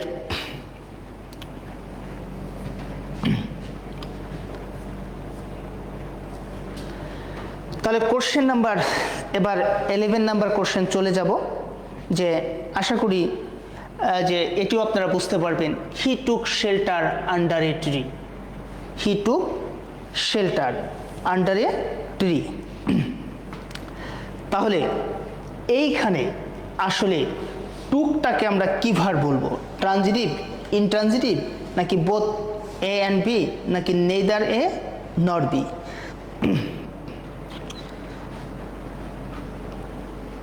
আচ্ছা, ওকে, একটু দ্রুত কমেন্ট করুন যে আপনারা আসলে 11 নম্বর প্রশ্নের সঠিক উত্তরটা কি হবে। দেখুন যে সবাই আমাকে উত্তর করেছে যে স্যার 11 নম্বর প্রশ্নের উত্তর হবে ট্রানজিটিভ ভার্ব। অবশ্যই ট্রানজিটিভ হবে, এটার কি ব্যাখ্যার দরকার আছে? কারণ হি টুক শেল্টার, সে কি নিয়েছিল, সে আশ্রয় নিয়েছিল। তাহলে কি বা কাকে দিয়ে প্রশ্ন করলে আপনি উত্তর পাচ্ছেন, যে কি অথবা কাকে দিয়ে প্রশ্ন করলে আপনি উত্তর পাচ্ছেন যে সে কি নিয়েছে, আশ্রয় নিয়েছে। তাহলে কি অবজেক্ট আছে, আর অবজেক্টের পরে দেখেন under a tree, under a tree, এই যে আন্ডার এ ট্রি এটা হচ্ছে কি মডিফায়ার অফ প্লেস, মানে এটা দ্বারা কি কোন একটা স্থানকে বুঝাইছে, এর মানে এটা হচ্ছে কি অ্যাডভার্বিয়াল। তাহলে কি ট্রানজিটিভ ভার্বের সাথে কি অ্যাডভার্বিয়াল বসতে পারে না? অবশ্যই বসতে পারে। ট্রানজিটিভ ভার্বের পরে সবার আগে অবজেক্ট আসবে, আর অবজেক্টের পরে তুমি ম্যানার, প্লেস, টাইম, রিজন ইচ্ছা মতো ব্যবহার করতে পারো, প্রিপজিশনাল ফ্রেজও, কোনো সমস্যা নেই। তাহলে তুমি কি শিখলে এখান থেকে? যে দেখো প্রত্যেকটা কোশ্চেন, তোমাদেরকে যতগুলা কোশ্চেন আমি দিয়েছি প্রত্যেকটা কোশ্চেনে তুমি সুন্দর ব্যাখ্যা জানলে তুমি নিজে নিজেই পারবা ভাই, কোনো ব্যাপার না। যে ট্রানজিটিভ ভার্বের ক্ষেত্রেও কিন্তু অ্যাডভার্বিয়াল বা মডিফায়ার থাকতে পারে, আগে অবজেক্ট তারপরে এরা, কিন্তু ইনট্রানজিটিভ ভার্বের পরে অ্যাডভার্বিয়াল বা মডিফায়ারে আসবে, ভুলেও সেখানে অবজেক্ট আসবে না। কোনো ইনট্রানজিটিভ ভার্বের পরে অবজেক্ট আসার সাথে সাথে সেই ভার্বটি আর কখনোই ইনট্রানজিটিভ থাকবে না, আসার সাথে সাথে সেটি ট্রানজিটিভ হয়ে যাবে। তাহলে আশা করি বুঝতে পেরেছো। তাহলে কি তোমাদের শেয়ার এবং মেনশন এটা চলতেছে তো? কি বলেছি মনে আছে তো তোমাদের, যে পূর্বে স্যাররা যত ক্লাস নিয়েছেন তাদের থেকে যদি বেশি শেয়ার এবং মেনশন তোমরা করতে পারো, তাহলে আমি সব স্যাররা কি করেছে দেখো, সব স্যাররা কৃপণ, তারা তোমাদের 3 জন করে পুরস্কার দিয়েছে।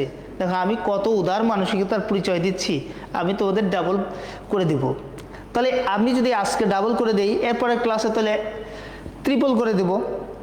ওকে জি সাদাত হোসেন, তাহলে এটি হচ্ছে অ্যাডভার্ব অফ প্লেস, যে অর্থাৎ আপনি মনে রাখবেন যে এই ক্ষেত্রে অ্যাডভার্বিয়াল হচ্ছে ম্যানার, ম্যানার সাধারণত শেষে এলওয়াই থাকে। এছাড়াও অনেকভাবে অ্যাডভার্ব অফ ম্যানার গঠিত হতে পারে। প্লেস আর টাইম সাধারণত প্রিপজিশন দিয়ে শুরু হবে, তাহলে প্রিপজিশনের পরে যা পাবেন এগুলো হয় প্লেস হবে, না হলে আপনার টাইম হবে। আশা করি ক্লিয়ার।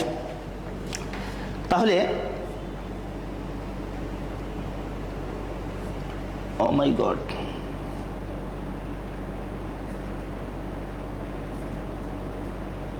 ওকে, এবার হচ্ছে কোশ্চেন নাম্বার 12।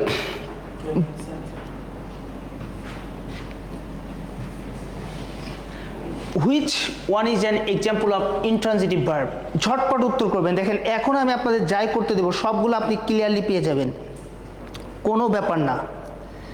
যে এখন আপনি দেখেন যে আপনি নিমেষে উত্তর করে ফেলতে পারতেছেন যে ইন্ট্রানজিটিভ ভার্বের কতগুলা গুরুত্বপূর্ণ বৈশিষ্ট্যের মধ্যে একটা বৈশিষ্ট্য হচ্ছে, ইন্ট্রানজিটিভ ভার্বের প্রধানতম বৈশিষ্ট্য হচ্ছে এর কোনো অবজেক্ট বা কর্মপদ থাকা চলবে না। ইন্ট্রানজিটিভ ভার্বের পরে আর কোনো কিছু নাও বসতে পারে, অর্থাৎ ফাঁকা থাকতে পারে, অথবা ইন্ট্রানজিটিভ ভার্বের পরে সরাসরি কোনো ক্লজ মার্কার আসতে পারে, অথবা ইন্ট্রানজিটিভ ভার্বের পরে প্রিপজিশনাল ফ্রেজ বসতে পারে, অথবা ইন্ট্রানজিটিভ ভার্বের পরে অ্যাডভার্বিয়াল বা ম্যানার বসতে পারে।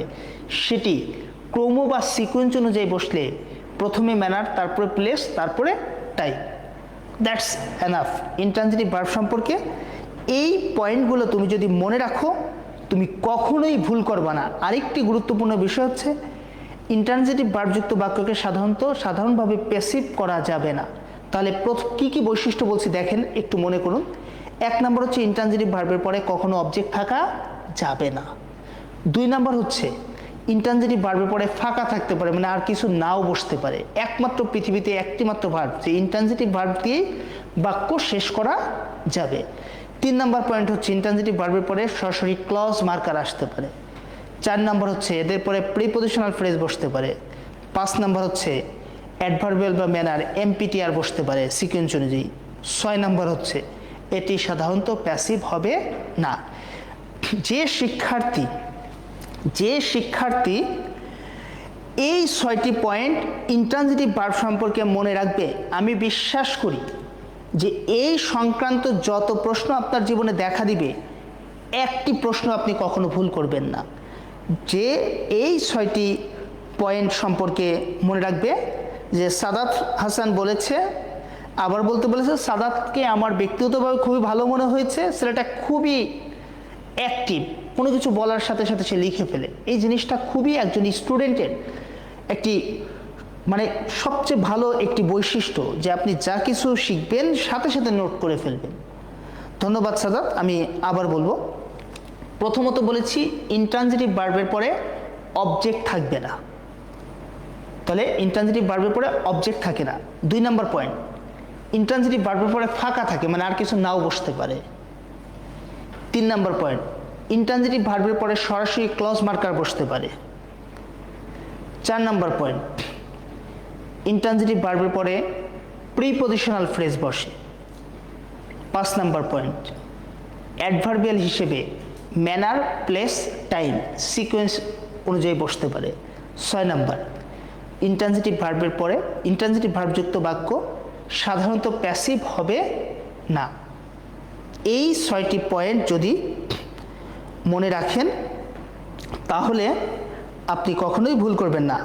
সমুদ্র সাহিল ভাইয়া লিখে দিলে ভালো হতো, না আমি এটা লিখে দেবো না, এটা তুমি লিখবা, দরকার হলে তুমি স্ক্রল করে আবার পরে লিখবা। কারণ আমি কি বলে দিচ্ছি তোমাকে, ইন্ট্রানজিটিভ ভার্বের সব গোপন বৈশিষ্ট্যগুলো বলে দিয়েছি। মানে তুমি নিজেও জানো না, এই 6টি পয়েন্ট জানা থাকলে তুমি কত ধরনের গ্রামাটিক্যাল বিপদ থেকে তুমি বাঁচবে। তাহলে তুমি একটু কষ্ট করে লিখবে, এটা হচ্ছে তোমাদের কাজ।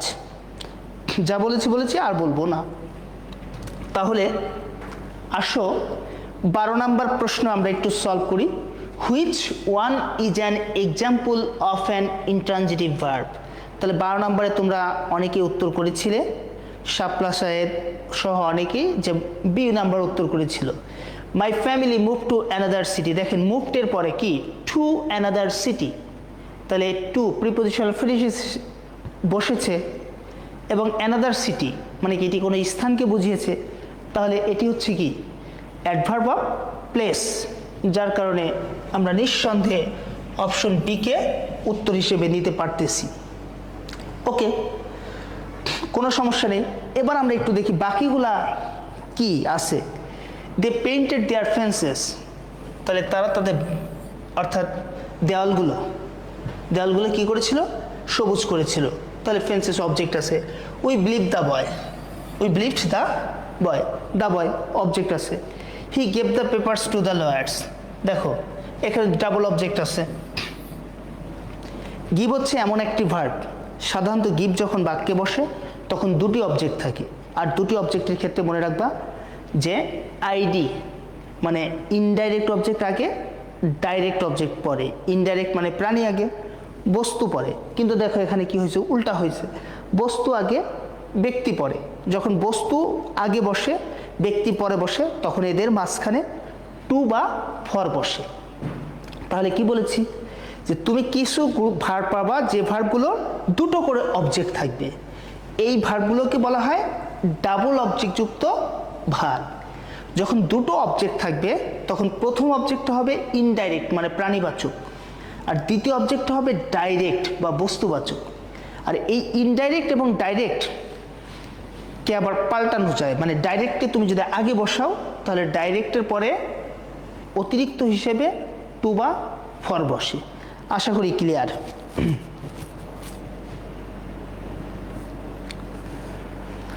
আশা করি তোমরা ক্লিয়ার হয়ে গিয়েছো যে এই সংক্রান্ত তোমাদের সমস্যা আর থাকবে না, যে আমাকে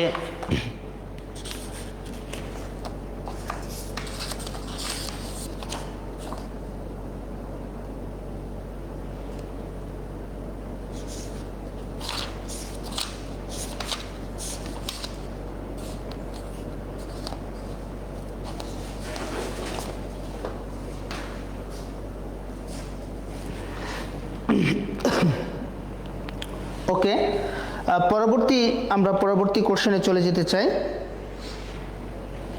আমাকে সাদাত একটি প্রশ্নের উত্তর জানতে চেয়েছে, আমি সেটি একটু লিখে দিই।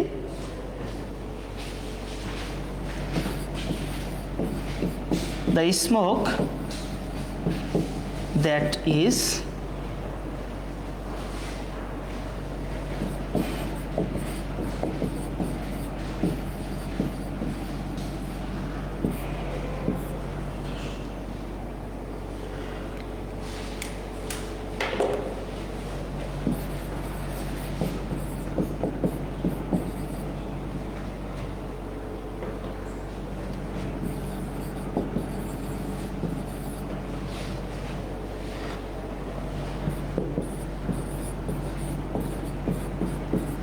দেখো সাদাত, তুমি যে প্রশ্নের উত্তর জানতে চেয়েছো আমি এরকম একটি এক্সাম্পল তোমাকে লিখে দিয়েছি। The smoke that is rising from that well is refinery is black. Well refinery is black. তাহলে এই যে দেখো, এই যে এখানে এই যে রাইজিং, তাহলে রাইজিং ফ্রম, এরপরে কি সরাসরি ক্লোজ মার্কার এসেছে দ্যাট। তাহলে এই যে দেখো যে ইন্ট্রানজিটিভ ভার্ব এরপরে অবজেক্ট না বসে সরাসরি কি আসলো, ক্লোজ মার্কার আসলো। আশা করি তোমরা বুঝতে পেরেছো। ওকে, তাহলে তোমাদের এটি ব্যাখ্যা বুঝে গিয়েছো। আমরা পরবর্তী কোশ্চেনে চলে যাব। তাহলে কথা কিন্তু কোনটা ছিল বলো তো তোমাদের সাথে আমার, যে আজকে সর্বোচ্চ শেয়ার এবং এনগেজমেন্ট হবে। এটি যদি হয় যে তোমাদের পূর্বের টিচারদের যা করেছে তার সেটা কিন্তু ছাপিয়ে যাওয়ার কথা, সেটি ছাপিয়ে গেলে আমি কিন্তু তোমাদের বলেছি ডাবল গিফট আমরা সকলকে দেব। দেখো তো কি অবস্থা প্রত্যুষ, কত হয়েছে? জি স্যার।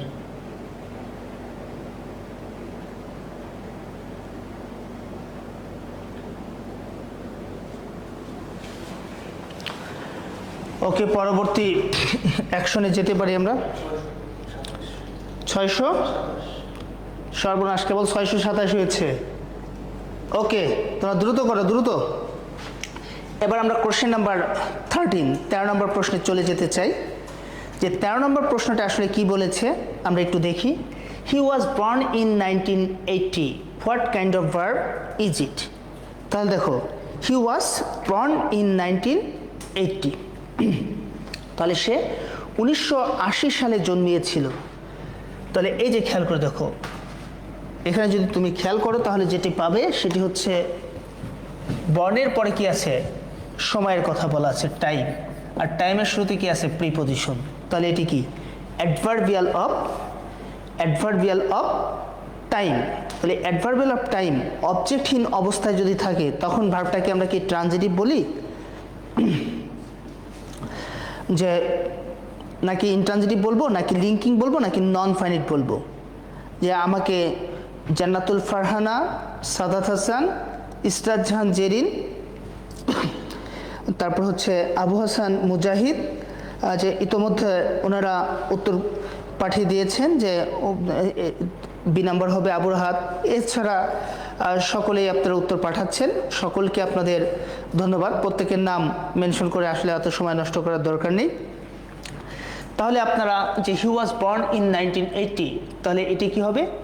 ইন্ট্রানজিটিভ ভার্ব হবে, কারণ ইন্ট্রানজিটিভ ভার্বের যে বৈশিষ্ট্যগুলো বললাম সেই বৈশিষ্ট্যগুলো কি এই উদাহরণের মধ্যেও আমরা স্পষ্ট দেখতে পাচ্ছি, যার কারণে এটি উত্তরটা কি হবে?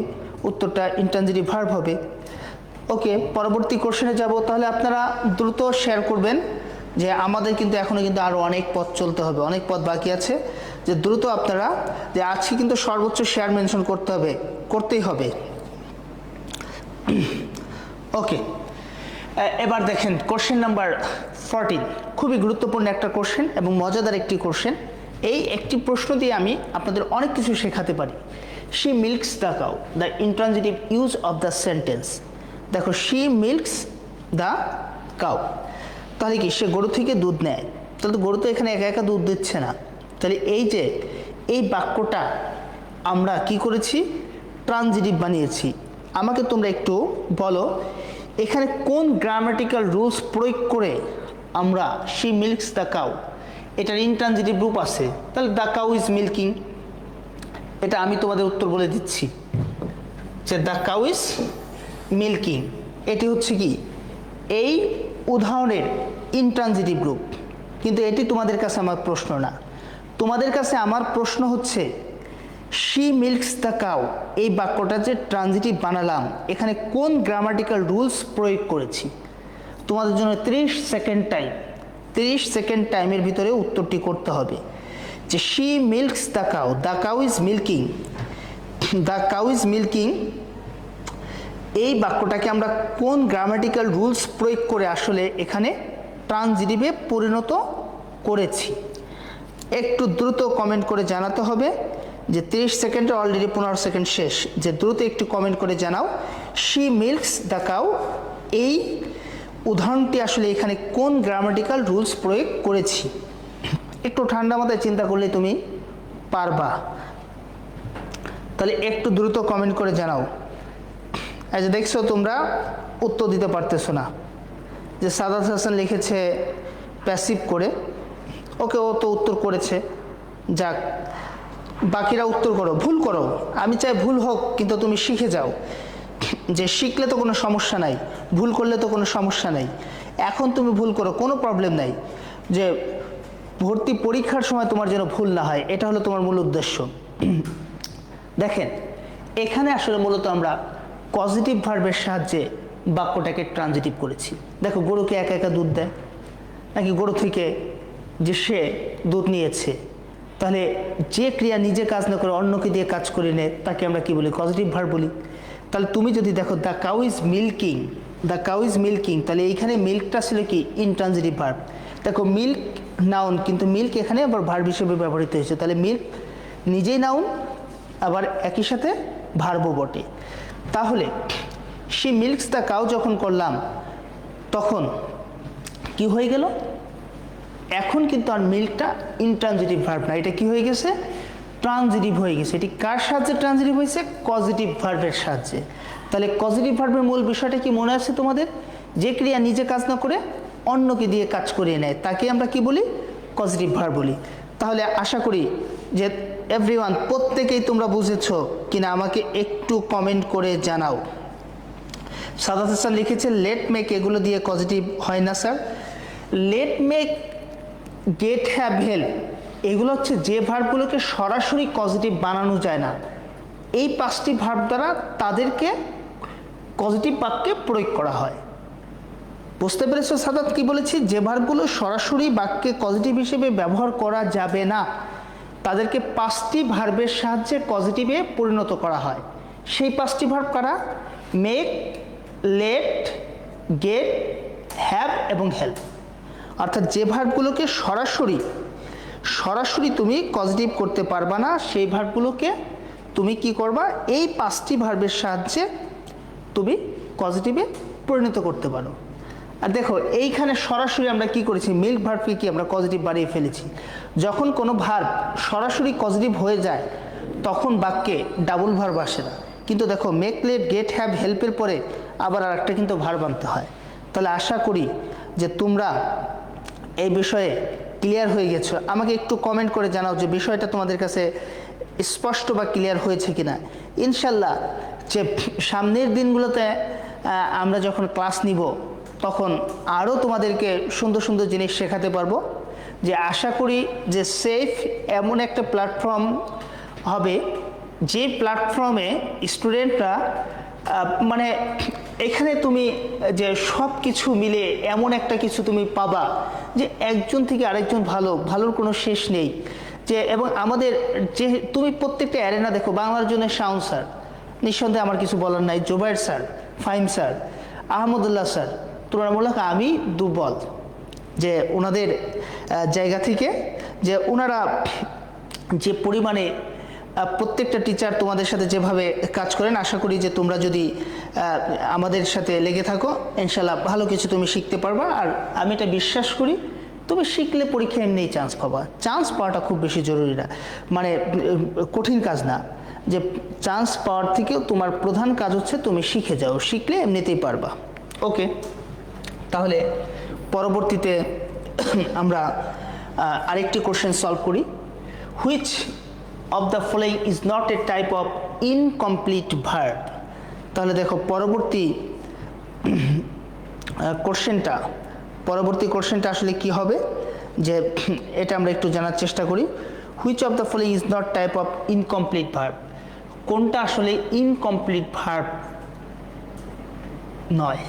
Auxiliary, intransitive, semi auxiliary, being verb.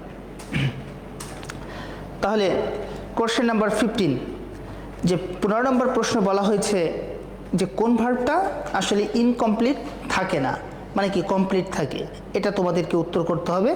15 নম্বর প্রশ্ন ঝটপট উত্তর করো, ঝটপট উত্তর করো এবং শেয়ার চালিয়ে যাও, বন্ধুদের মেনশন করো। ওকে, যে তাহলে 15 নম্বর প্রশ্নের উত্তর দ্রুত করো একটু, আমি তোমাদের কাছ থেকে একটু জানতে চাই যে 15 নম্বর প্রশ্নের আসলে সঠিক উত্তরটা আসলে কি হবে। একটু দ্রুত কমেন্ট করে আমাকে জানাও যে which of the following is not a type of incomplete verb, auxiliary verb নাকি ইনট্রানজিটিভ ভার্ব নাকি সেমি অক্সিলারি ভার্ব নাকি বিং ভার্ব।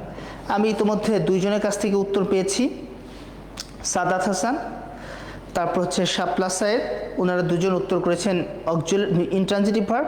জান্নাতুল ফারহানা উনি উত্তর করেছেন অক্সিলারি। দেখো অক্সিলারি তো একটি ইনকমপ্লিট ভার্ব, কারণ অক্সিলারি ভার্বের পরে একটি মেইন ভার্ব ব্যবহার করতে হয় ফারহানা, এই জন্য অক্সিলারি ভার্বকে আমরা ইনকমপ্লিট ভার্ব বলতে পারি। দেখো ইনট্রানজিটিভ ভার্ব এটি একটি কমপ্লিট ভার্ব।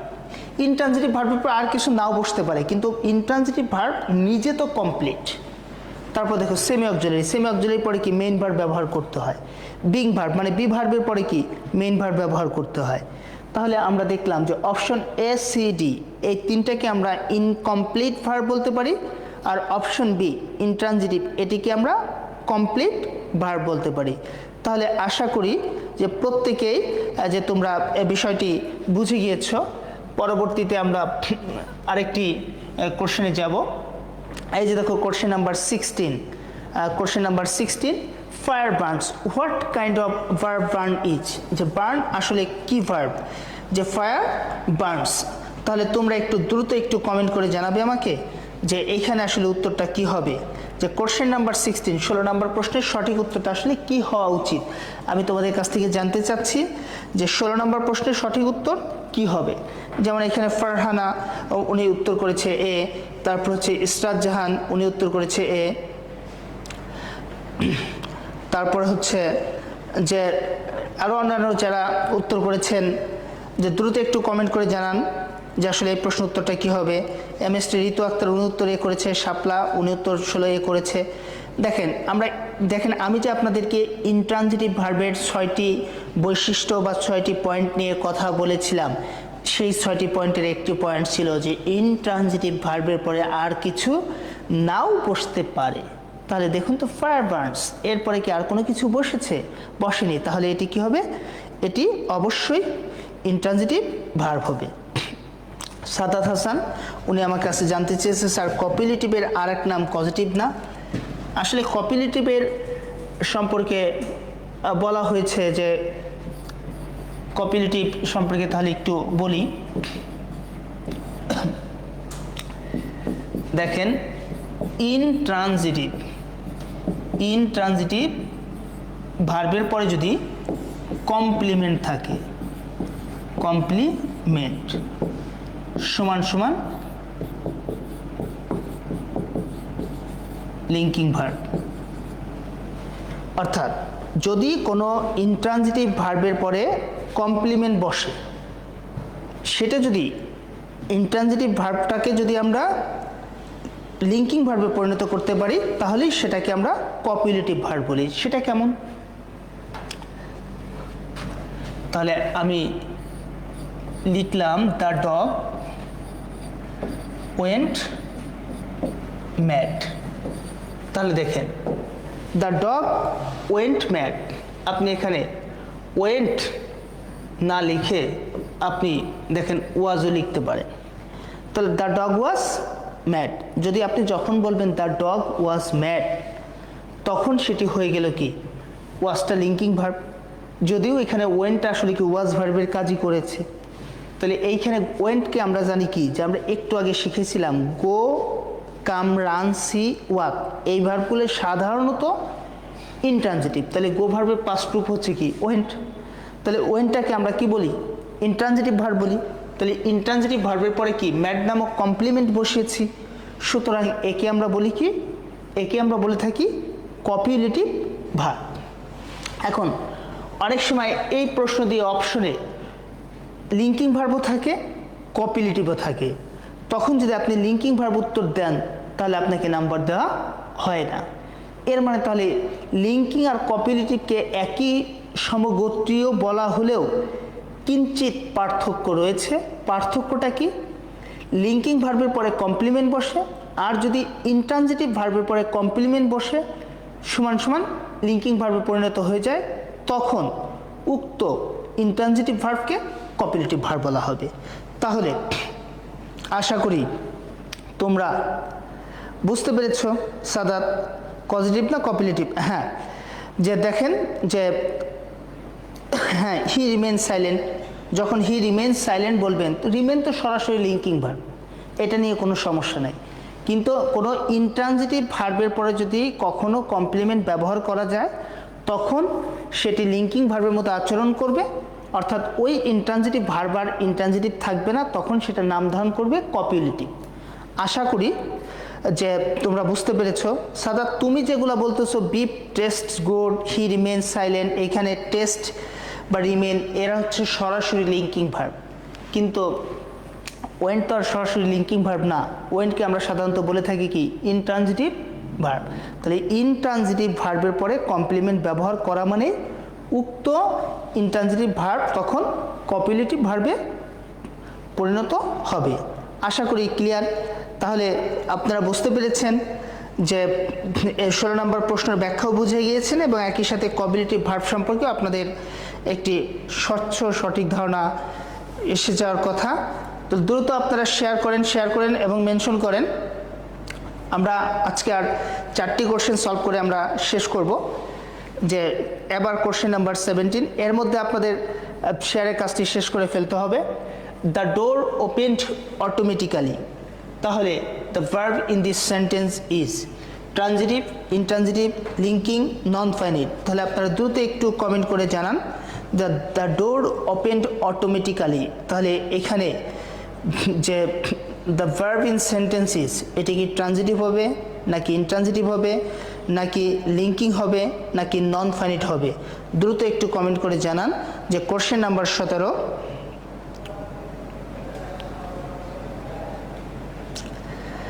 যে জোহরা রহমান জান্নাত যে জানতে চেয়েছেন ক্লাসগুলো কয়টায় শুরু হয়। জোহরা, আমাদের পেজে তো দেয়া থাকে যে ক্লাসটি কয়টায় হবে। আমার ক্লাসগুলো সাধারণত আমি রাত 9টার সময় নিই, যে আমাদের ক্লাসগুলো সন্ধ্যা 7টায় রাত 9টায় এমন টাইপেই সময় হয়ে থাকে। আর হচ্ছে আপনি পেজ থেকে দেখে নেবেন, সুতরাং যে আশা করি এই সমস্যার আপনার যাতে না হয়। ওকে, আমাকে সবাই প্রশ্ন করেছে, উত্তর করেছে, এখানে অটোমেটিক্যালি হচ্ছে কি অ্যাডভার্ব অফ ম্যানার, সুতরাং ওপেনটা হচ্ছে কি ওপেন ভার্বে পরে বসেছে, তাহলে দরজাটা কিভাবে খুলে? স্বয়ংক্রিয়ভাবে। তাহলে কিভাবে দিয়ে প্রশ্ন করে আপনি উত্তর পাচ্ছেন? তাহলে ইন্ট্রানজিটিভ উত্তর হচ্ছে সবাই ইন্ট্রানজিটিভে উত্তর করেছেন। তাহলে এই প্রশ্ন নিয়ে আর আমার বসে থাকার কোনো মানে হয় না। দ্রুত শেয়ার করেন, শেয়ার করেন, শেয়ার করেন, শেয়ার এবং আপনার বন্ধুদেরকে জানিয়ে দিন। আর আমাদের প্রশ্ন আছে মাত্র 3টি। এই 3টি প্রশ্নের মাধ্যমেই আমাদের ক্লাস শেষ হয়ে যাবে। ইতিমধ্যে আপনারা 650 জনের অধিককে শেয়ার করেছেন। এটি দ্রুত একটু আপনারা কমেন্ট করেন প্লিজ। তারপরে আমরা কোশ্চেন নাম্বার 18 নম্বর প্রশ্ন দেখেন, dip, feed, fell, raise, set, all this words are dash. তাহলে এই যে ভার্বগুলো, আমরা কতগুলো ভার্ব লিখেছি? Dip, feed, fell, raise, set. এই ভার্বগুলোকে আমরা আসলে কি বলবো? Transitive, intransitive, causative, factitive. তাহলে আপনারা কমেন্ট করুন, কমেন্ট করে আপনারা জানান যে এটি আসলে কি হবে। যে সাদাত হাসান লিখেছেন যে উনি 18 এ লিখেছেন যে উনি বলতেছেন এটি ট্রানজিটিভ হবে। ওকে, আমি বাকি সবার কাছ থেকে কমেন্ট জানতে চাচ্ছি যে আপনাদের দৃষ্টিকোণ থেকে আপনারা যেটি জানেন সেটি আপনারা একটু দ্রুত কমেন্ট করে জানান যে আসলে এই প্রশ্নের উত্তরটি আসলে কি হবে।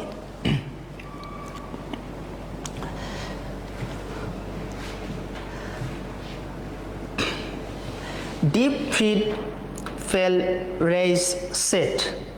দেখুন যে ইতোমধ্যে 4 জন উত্তর করেছেন, কিন্তু আলহামদুলিল্লাহ 4 জনই সুন্দরভাবে ভুল করেছেন। আপনারা 4 জনই আত্মবিশ্বাসের সহিত প্রশ্নের উত্তরটি ভুল করেছেন। যে দেখেন, আপনি মনে রাখবেন যে কিছু ভার্ব আছে সরাসরি অ্যাক্টিভ থেকে পজিটিভ হয়, অ্যাক্টিভ থেকে পজিটিভ। আচ্ছা দেখুন, সেটা হচ্ছে রাইজ, রিয়াইজ। আচ্ছা, তারপর হচ্ছে ফল, ফেল, সিট, সেট, ইট, ফিট। দেখেন, আমি বলেছিলাম রাইজ, সিট, এগুলো তো কিন্তু ইন্ট্রানজিটিভ বলেছি, কিন্তু আমি তো রেইজ, সেটকে তো ইন্ট্রানজিটিভ বলি নাই ভাই।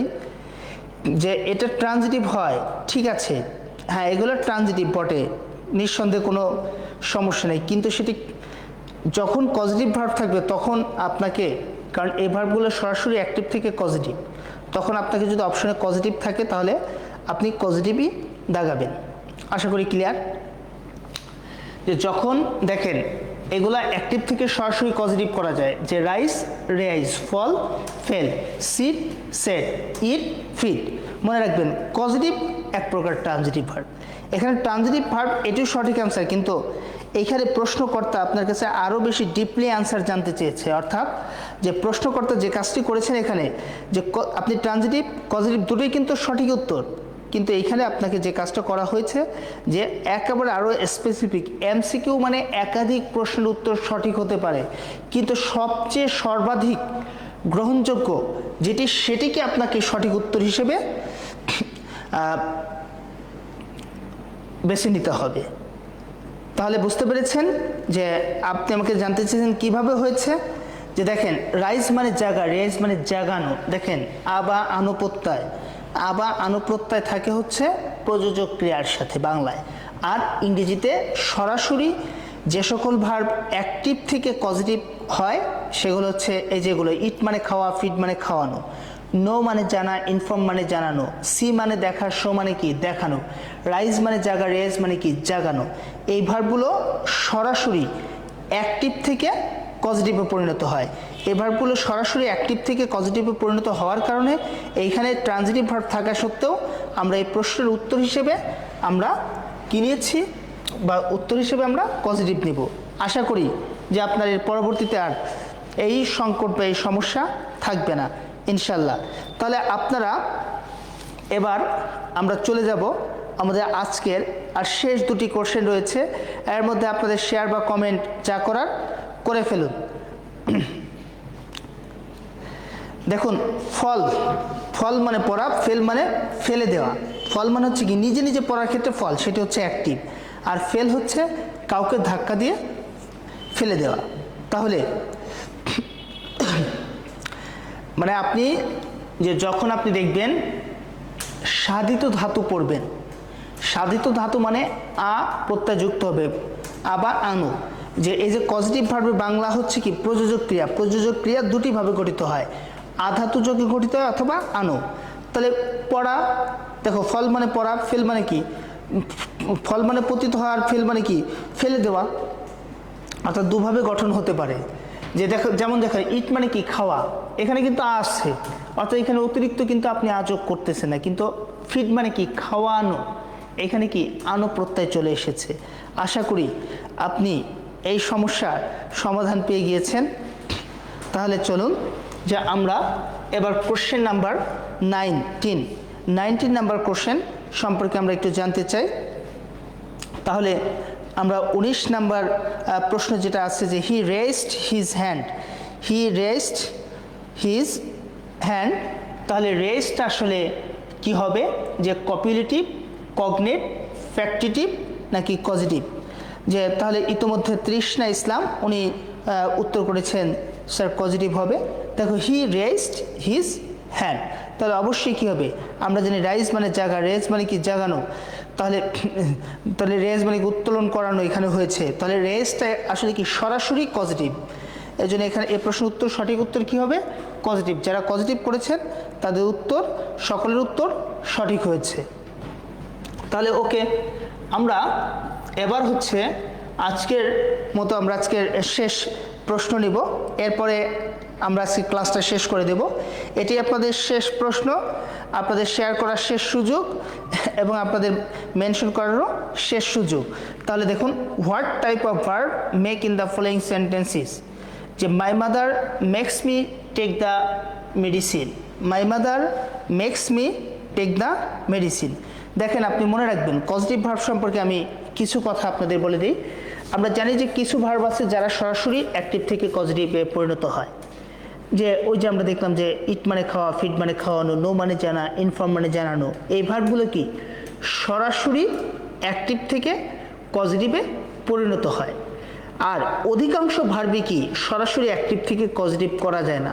যে সকল ভার্ব সরাসরি অ্যাক্টিভ থেকে পজিটিভ করা যায় না তাদেরকে make, let, get, have, help এই ভার্বগুলোর সাহায্যে পজিটিভে পরিণত করতে হয়। অর্থাৎ যে ভার্বগুলো সরাসরি পজিটিভ আছে সেই ভার্বগুলোর পরে শুধুমাত্র একটা অবজেক্ট বসে, আর যে ভার্বগুলো সরাসরি পজিটিভ নাই তাদেরকে যখন আমরা মেক, লেট, হ্যাভ, গেট, হেল্পের সাহায্য করব তখন এদের পরে একটি অবজেক্ট এবং আরেকটি নতুন ভার্ব আসবে। তাহলে বুঝতে পেরেছেন, এই হলো পার্থক্য। তাহলে মাই মাদার দেখুন makes me take the medicine, তাহলে মা কি করেছে, আমার জন্য ওষুধ নিয়ে এসেছেন। তাহলে মা নিজের জন্য আনেন, এনেছেন কি আমার জন্য। তাহলে এবার কি দেখেন বাক্যটা পজিটিভ হয়ে গেছে না। এবং দেখেন মেকের পরে কি একটা অবজেক্ট এসেছে এবং অবজেক্টের পরে আরেকটি ভার্ব এসেছে, সেই ভার্বটি সর্বদা বেস ফর্মে হবে। তাহলে এই যে দেখেন যে যখন মেক ভার্বের সাহায্যে আমরা পজিটিভ করলাম তখন মেকের পরে কি অবজেক্ট প্লাস ভার্ব এসেছে, কিন্তু যখন আমি যখন বলবো যে মাই মাদার ফিটস মি, দেখুন মাই মাদার ফিটস মি, আমরা কি ইটস মি বলতেছি। তাহলে ইটস মি যদি বলি, মাই মাদার ইটস মি মানে মা আমাকে খান, তাহলে দেখেন মায়ের প্রতি আমাদের কি শ্রদ্ধা, ভক্তি, ভালোবাসা এটি কি আর অবশিষ্ট থাকবে? কোনো মা কি তার সন্তানকে খান, নাকি মা তার সন্তানকে খাওয়ান? যে একজন মা নিজে না খেয়ে তাহলে কি করেন, সন্তানকে খাওয়ান। তাহলে এই যে দেখেন my mother feeds me, feed মানে অর্থই হচ্ছে কি খাওয়ানো, নিজে না করে অন্যকে, অন্যের জন্য কাজ করা। তাহলে এই ভার্বটা সরাসরি কি ফিড, এখানে কি সরাসরি পজিটিভ, কিন্তু এই যে এখানে দেখেন এই বাক্যে সরাসরি টেক কিন্তু পজিটিভ হতে পারতেছে না। যখন বাক্যে ভার্ব সরাসরি পজিটিভ হতে পারেন না তখন এই যে আমাদের মেক, লেট, গেট, হ্যাভ, হেল্পের সাহায্যে আমরা পজিটিভ করব এবং এদের পরে একটি অবজেক্ট আনবো, অবজেক্টের পরে আরেকটি ভার্ব আনবো। তাহলে আশা করি আপনারা বুঝে গিয়েছেন যে সাদাত লিখেছে অ্যাক্টিভ পজিটিভ। এটা কনফিউজিংয়ের কিছু নেই যে তুমি হাতে গোনা 20-22টা ভার্ব রয়েছে যে ভার্বগুলো সরাসরি অ্যাক্টিভ থেকে পজিটিভ হয়। যখন তুমি দেখো এই যে মাই মাদার ফিডস মি, এইখানে ফিড কিন্তু এটি কিন্তু একটি ট্রানজিটিভ ভার্ব, নিঃসন্দেহে কোনো সমস্যা নেই। কিন্তু পার্থক্যটা কোন জায়গায়, ওই যে ট্রানজিটিভ আর পজিটিভ, এটি কার সাহায্যে ট্রানজিটিভ হয়েছে? পজিটিভ ভার্বের মাধ্যমে ট্রানজিটিভ হয়েছে। এই জন্য তোমার কাছে একটু কনফিউজিং মনে হচ্ছে যে স্যার আমি তো আসলে যে পজিটিভ এবং ট্রানজিটিভ নিয়ে আমার তো গোলমাল পাকিয়ে যাচ্ছে। তুমি যদি জানোই যে জানতেছো তো যে আসলে ফিট তো নিজেই একটি পজিটিভ ভার্ব, যে ভার্বগুলো সরাসরি পজিটিভ এমন 15-20টা ভার্ব রয়েছে, এগুলো সরাসরি পজিটিভ, যার কারণে তখন পজিটিভ এবং ট্রানজিটিভ থাকলে আমরা ট্রানজিটিভ উত্তর দাগাবো না। আমরা যে ভার্বগুলো সরাসরি পজিটিভ হয় সে ভার্বগুলোকে পজিটিভই হিসেবে উত্তর করব। আশা করি তোমরা ক্লিয়ার যে আজকের ক্লাস এর মূল বিষয়গুলো আমরা শিখে নিলাম। আমি তোমাদেরকে আজকে ভার্বের ক্লাসিফিকেশনের ক্ষেত্রে আমি 20টি কোশ্চেন যদিও প্র্যাকটিস করিয়েছি, আপাত দৃষ্টিতে মনে হবে মাত্র 20টি কোশ্চেন এতক্ষণ ধরে আমি প্র্যাকটিস করলাম। আসলে বিষয়টা কি তাই? না, তুমি অনেক বেশি কিছু আমার মনে হয় শিখেছ। আশা করি যে আজকের যে টপিকসগুলো নিয়ে তোমাদের সাথে আমরা আলোচনা করেছি, যে সবগুলো বিষয়ই তোমাদের মনে থাকার কথা বা বুঝতে পারবা। সেন্টেন্সের মধ্যে থাকলে বুঝতে পারবো, বাট এমনিতে ওয়ার্ড দিয়ে ভুল করতে পারি। যে হ্যাঁ সাদাত, তুমি এগুলো ঠিক হয়ে যাবে, কোনো সমস্যা নেই, এগুলো আস্তে আস্তে তুমি করতে করতে এই সমস্যাগুলো আর তোমার থাকবে না। তাহলে আপনাদের শেয়ার মেনশন করা কি শেষ হয়েছে? শেষ হলে আমি বিদায় নিব। যে মঈনুদ্দিন আহমেদ লিখেছে সেরা স্যার, মহিন আমার ছোট ভাই, ও হয়তো ভালোবাসা আবেগে লেখে, আসলে সেরাটা আমি বুঝি না। আমি একটু চেষ্টা করি, আমি অত ভালো যে জানি ভালো পারি বিষয়টা এমন না, আমি একটু চেষ্টা করেছি। আমি জানি না যে তোমাদের জন্য আসলে যে আজকের ক্লাসটা কি কতটুকু এফেক্টিভ হয়েছে, বা তোমাদের জন্য কি তোমার প্রস্তুতির ক্ষেত্রে কি একটু বোধগম্য বা সহজ হয়েছে কিনা। যদি তোমাদের কাছে যদি ভালো লেগে থাকে তাহলেই আবার টিচার হিসেবে আমার আজকে ক্লাস নেওয়াটা সার্থক হবে। ধন্যবাদ যে সকলকে। তাহলে তোমরা ভালো থাকো এবং সুস্থ থাকো। আমি আমার ক্লাসটি আজকের মতো শেষ করতে চাই, যে আগামীতে আবার ক্লাসে আমরা বসবো ইনশাল্লাহ। সেই পর্যন্ত তোমরা সুস্থ থাকো, ভালো থাকো, এবং আমার জন্য তোমরা দোয়া করবে। যে তোমাদের জন্য আমি দোয়া করি যে আসসালামু আলাইকুম। দাও, শেষ করে দাও।